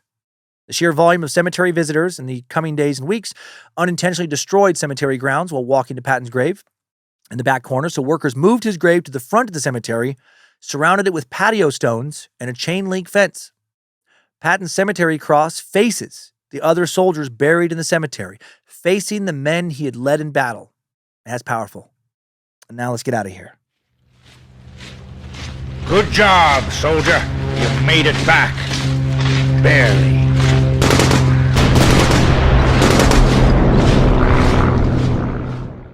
Before sharing final thoughts, here's an important PSA that needs to be given. Hello, friend. I'd like to talk to you for a moment about family. It is good to love your family. You should love your family. You should love your spouse, your children, your cousins, your aunts and uncles and grandparents and grandkids, your nephews and your nieces. But you should never let your love become too physical with some family. Can you think your niece is cute? Of course! Can you let your niece sit in your lap? Maybe when they're little. Should you ever put your penis inside your niece's mouth, butt, or vagina? No, you should not! Your niece should never even see your penis. She shouldn't be certain you have a penis. Nieces should be appreciated, not fornicated. We don't fuck our nieces in the pussy or the tushy. Say it with me. We don't fuck our nieces in the pussy or the tushy. One more time, a little louder now. We don't fuck our nieces in the pussy or the tushy. Now back to your regularly scheduled programming. Thanks for letting me sneak that in there. It just felt like a really important message to get out there today. So George Patton, Obviously, certain aspects of his temperament and views, some choices are deplorable, leave a lot to be desired. But also, dude legitimately did a lot to defeat the Nazis. No one knew tank warfare like he did on the Allied side of things. And tank warfare was crucial to taking back Europe from Hitler. He also fought valiantly in World War I and in the so-called Mexican expedition, and he didn't need to do any of that. He could have used family connections to stay out of the service. He could have become a lawyer, like many others in his family, lived a wealthy, frivolous life in sunny California, back when it was full of so many more orange groves and much less smog. Some of the best weather in the nation, down in the LA area, beautiful beaches, mountains, and people, but he wanted to fight, to distinguish himself in battle. And we needed men like that. And if anyone tries to take the world over again like Hitler, we will again. Someone who isn't necessarily a role model in polite society, someone who isn't going to be a good shoulder to cry on maybe, but someone who's a fucking beast, a rock, an indefatigable, courageous hellcat of a warrior, someone solely focused on crushing enemies by any means necessary, a merchant of death, someone not only willing to lay down their life for their country, but almost eager to do so. Sometimes in an ugly world, you need an ugly man on your side, a fucking demon on the battlefield, a god of destruction who will motherfuck those you hope to destroy, you and yours. Or motherfuck those who hope to destroy you and yours. You're not hoping you get destroyed. I'm not sure there will ever be another guy like Patton. Another guy like that, right? Until he comes back, of course, and we see him reincarnated. Time now for the takeaways. Timesuck Top 5 Takeaways. Number 1, George Patton grew up in a very wealthy family, had a privileged childhood. He did not attend school until he was 12, struggled with reading and writing at first. Once he learned to read, once he learned to write, never stopped. He read widely, often on military history especially, and kept a diary his entire life.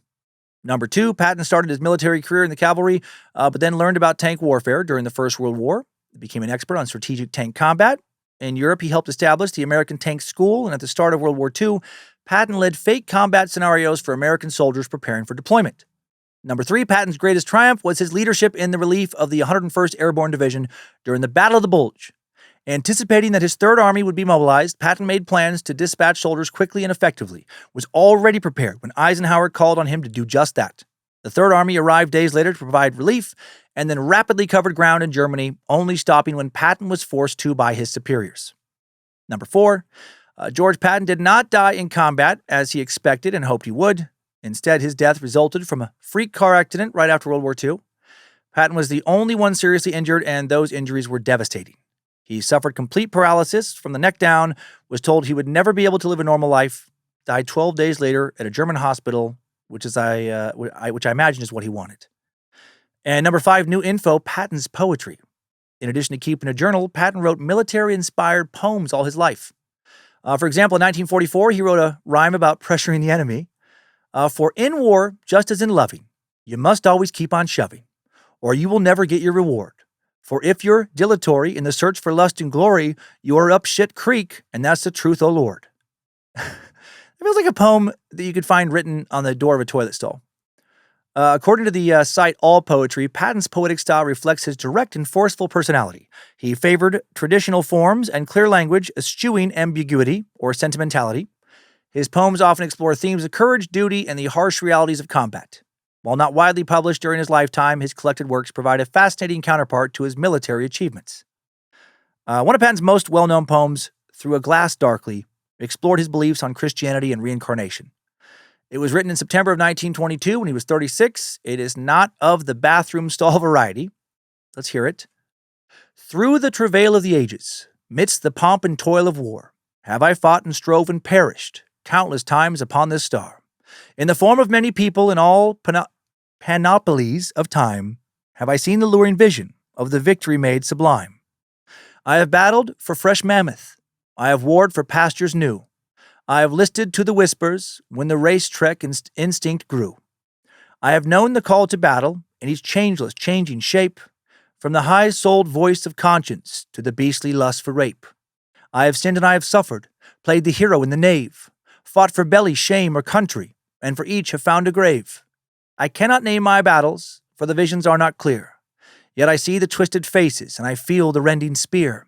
Perhaps I stabbed our Savior in his sacred helpless side. Yes, I've called his name in blessing when after times I died. In the dimness of the shadows, where we hairy heathens warred, I can taste in thought the lifeblood. We use teeth before the sword. While in later clearer vision, I can sense the coppery sweat, feel the pikes grow wet and slippery, when our phalanx Cyrus met. Hear the rattle of the harness where the Persian darts bounce clear, see their chariots wheel in panic from the hoplites' leveled spear. See the goal grow monthly longer, reaching for the walls of Tyre. Hear the crash of tons of granite, smell the quenchless eastern fire. Still more clearly as a Roman can I see the legion close, as our third rank moved and forward, and the short sword found our foes. Once again I feel the anguish of that blistering treeless plain, when the Parthian showered death bolts, and our discipline was in vain. I remember all the suffering of those arrows in my neck, yet I stabbed a grinning savage as I died upon my back. Once again I smell the heat sparks when my Flemish plate gave way, and the lance ripped through my entrails as on Crecy's field I lay. In the windless blinding stillness of the glittering tropic sea, I can see the bubbles rising where we set the captives free. Midst the spume of half a tempest, I have heard the bulwarks go, when the crashing point-blank round shot sent destruction to our foe. I have fought with gun and cutlass on the red and slippery deck, with all hell aflame within me and a rope around my neck.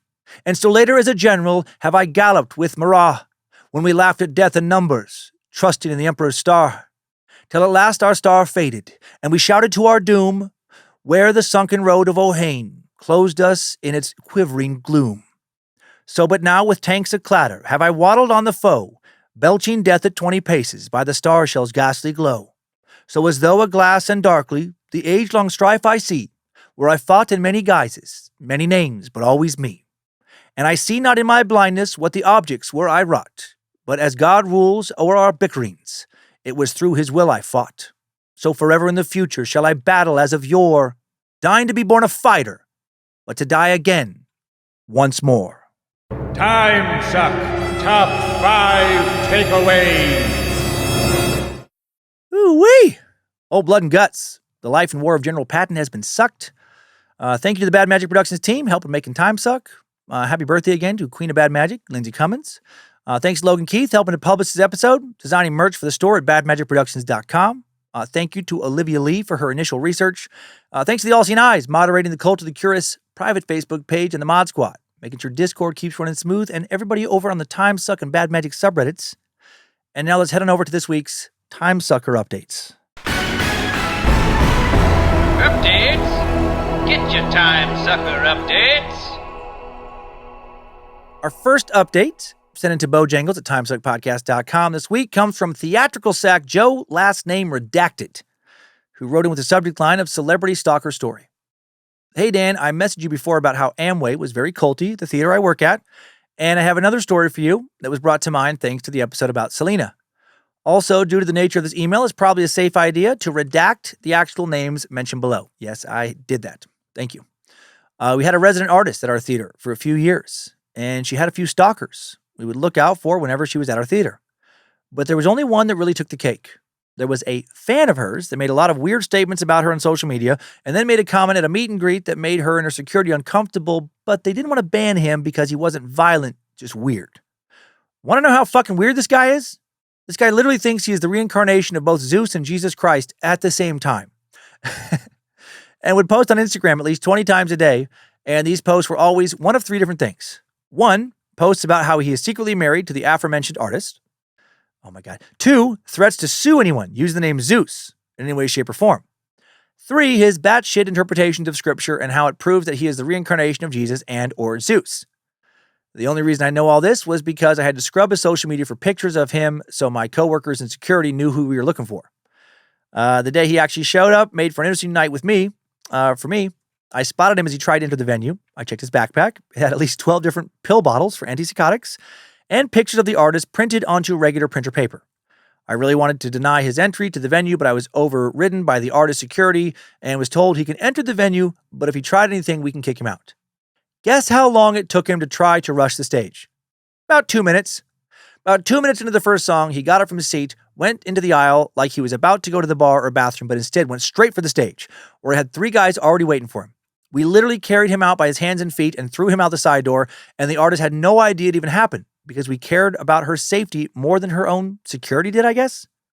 We also had one other guy for a different artist that was on Interpol's watch list and had a history of biting security staff. But that's a different story for another day. Keep doing what you're doing. This podcast keeps me entertained and learning more random info to confuse my coworkers with. And I appreciate you and the rest of the Bad Magic crew more than you guys know. Joseph. Joseph. Okay. For a second, I was like, wait a minute. I redacted your last name. Wow, man. Thanks for the update. And thanks for protecting artists. So sad. I mean, obviously this guy is clearly mentally ill. But you can't grade him on a curve for that when it comes to safety purposes. Man, I did a lot of gigs a lot of years ago where I was my own security, and that is not fun. As an artist, when you're on stage and somebody comes for you, you never know what their intention is. You just know that they either don't care about how show etiquette works or can't understand that based on the fact that they are coming toward you. So you know that they're not stable and maybe violent. You got a hard job, Joe. It sounds like you're doing it well. And it sounds like you've compiled a lot of entertaining stories to share. Thanks for the kind words. And now just one more, another long one and another long episode. I don't feel great, so my energy's waning. But this comes in from financially savvy sack Michael Sisko, who sent in an email with a subject line of Treasury debt and foreign ownership. What up, Suck Nasty? Just getting through the Dragon versus Eagle episode, and I wanted to drop you a quick line regarding a comment you read regarding U.S. Treasury debt and what would happen if China got pissed and sold off all their Treasury debt. I believe that the assertion made was that if China sold all of their Treasury bonds, they could cause our interest rates to spike, which would cause serious harm to our economy. I want to unpack this a bit with you. Let me start off by saying I work as a financial advisor in my day job, and I pretty much sit around and watch capital markets most days of the year. In my opinion, the threat of China being able to impact our interest rates by sending all of their Treasury debt, by selling it all, is vastly overblown. China, while one of the largest foreign owners of U.S. debt, is not even the largest foreign owner of treasures. That would be Japan. Furthermore, Japan holds 30% more U.S. debt than China does at this point in time. Most people don't know that, and they don't know that we, the United States, we are the largest holders of U.S. debt. There was a chart for you below my wall of text.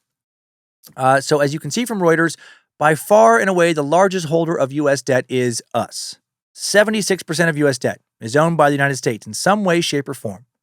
That could be in the form of U.S. pensions, U.S. companies, U.S. municipalities, such as state and local governments, or just plain old U.S. citizens. I make this point because if foreign countries decide that the U.S. government is no longer a safe place to invest capital, they will sell and eventually stop buying any new U.S. debt. This would be bad, but based on the current holders, it would take far, far more than just China to sell their debt to create the spike in interest rates that most layperson media reports. I want to reiterate that while a move like that would cause the interest rate complex to move, I believe those moves would be muted without a large-scale move by every foreign holder of U.S. debt. My last point is related to the efficiency of capital markets. Money in the global economy today is quite efficient, meaning that money tends to flow via the path of least resistance. Right now, the U.S. has the most security and liquidity of any other developed nation. While this could change, for money to leave the U.S. in droves, there has to be a better alternative.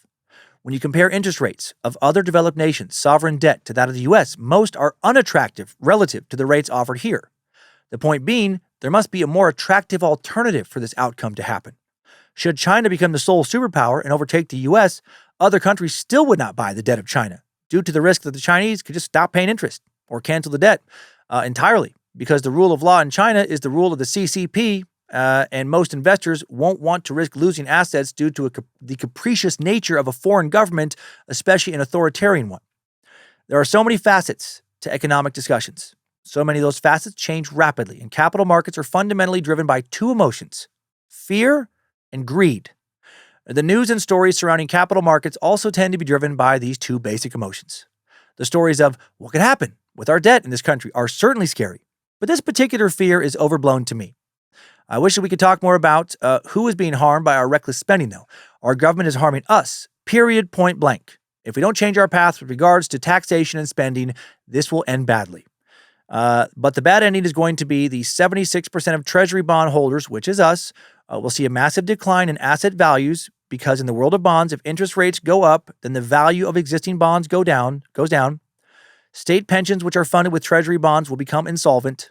Individual holders of debt would also see massive declines. Social Security, which is only allowed to hold Treasury bonds, would most likely fail due to a lack of funding due to asset value declines. The best analogy that I can give you is this. Right now, the U.S. is a smoker, and we know that we have lung cancer. But right now, the chemo is working so well, we still feel pretty good. In fact, we feel so good that even though we know that smoking is killing us, we just keep doing it. Smoke 'em if you got 'em is the apparent prescription from Congress to deal with this issue. Okay, I'm climbing down from my soapbox, and I hope that all made sense. The best part of being a financial advisor is helping people. The hardest part is being humble enough to know that no one can predict the future. I think most advisors do the best we can with the information in front of us. At least that is my approach.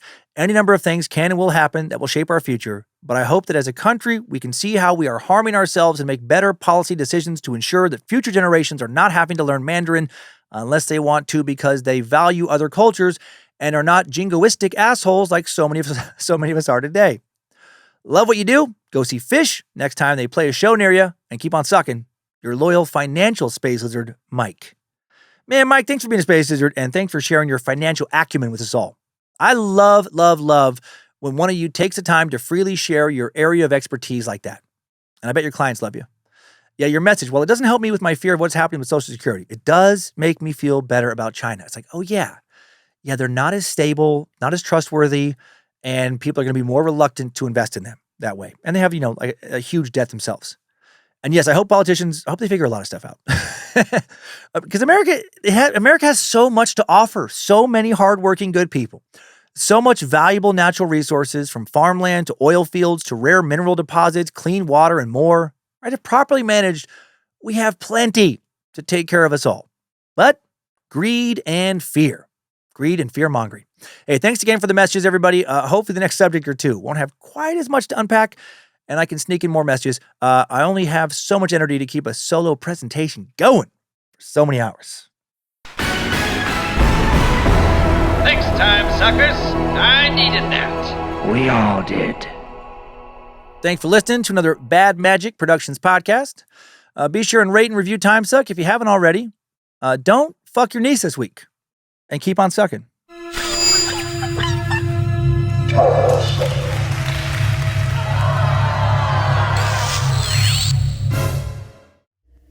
Bad Magic Productions.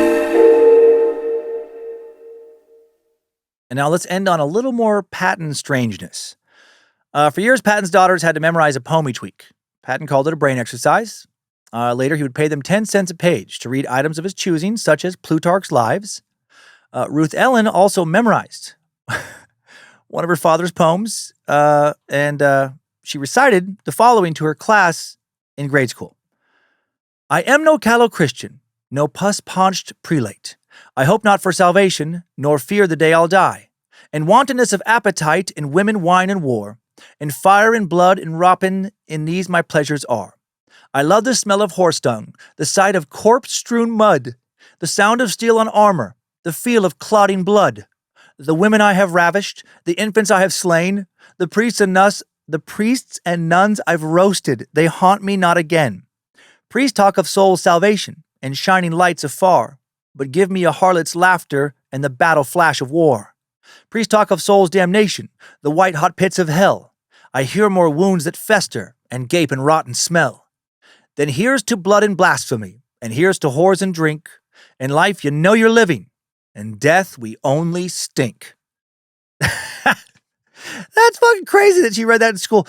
When Ruth recited that poem in school, her horrified teacher took her by the hand, led her to the headmaster, who sent her home with a note. Her mother, a distressed Beatrice, explained to her husband that not all parents were so open with their children. Patton, of course, thought it was fucking hilarious.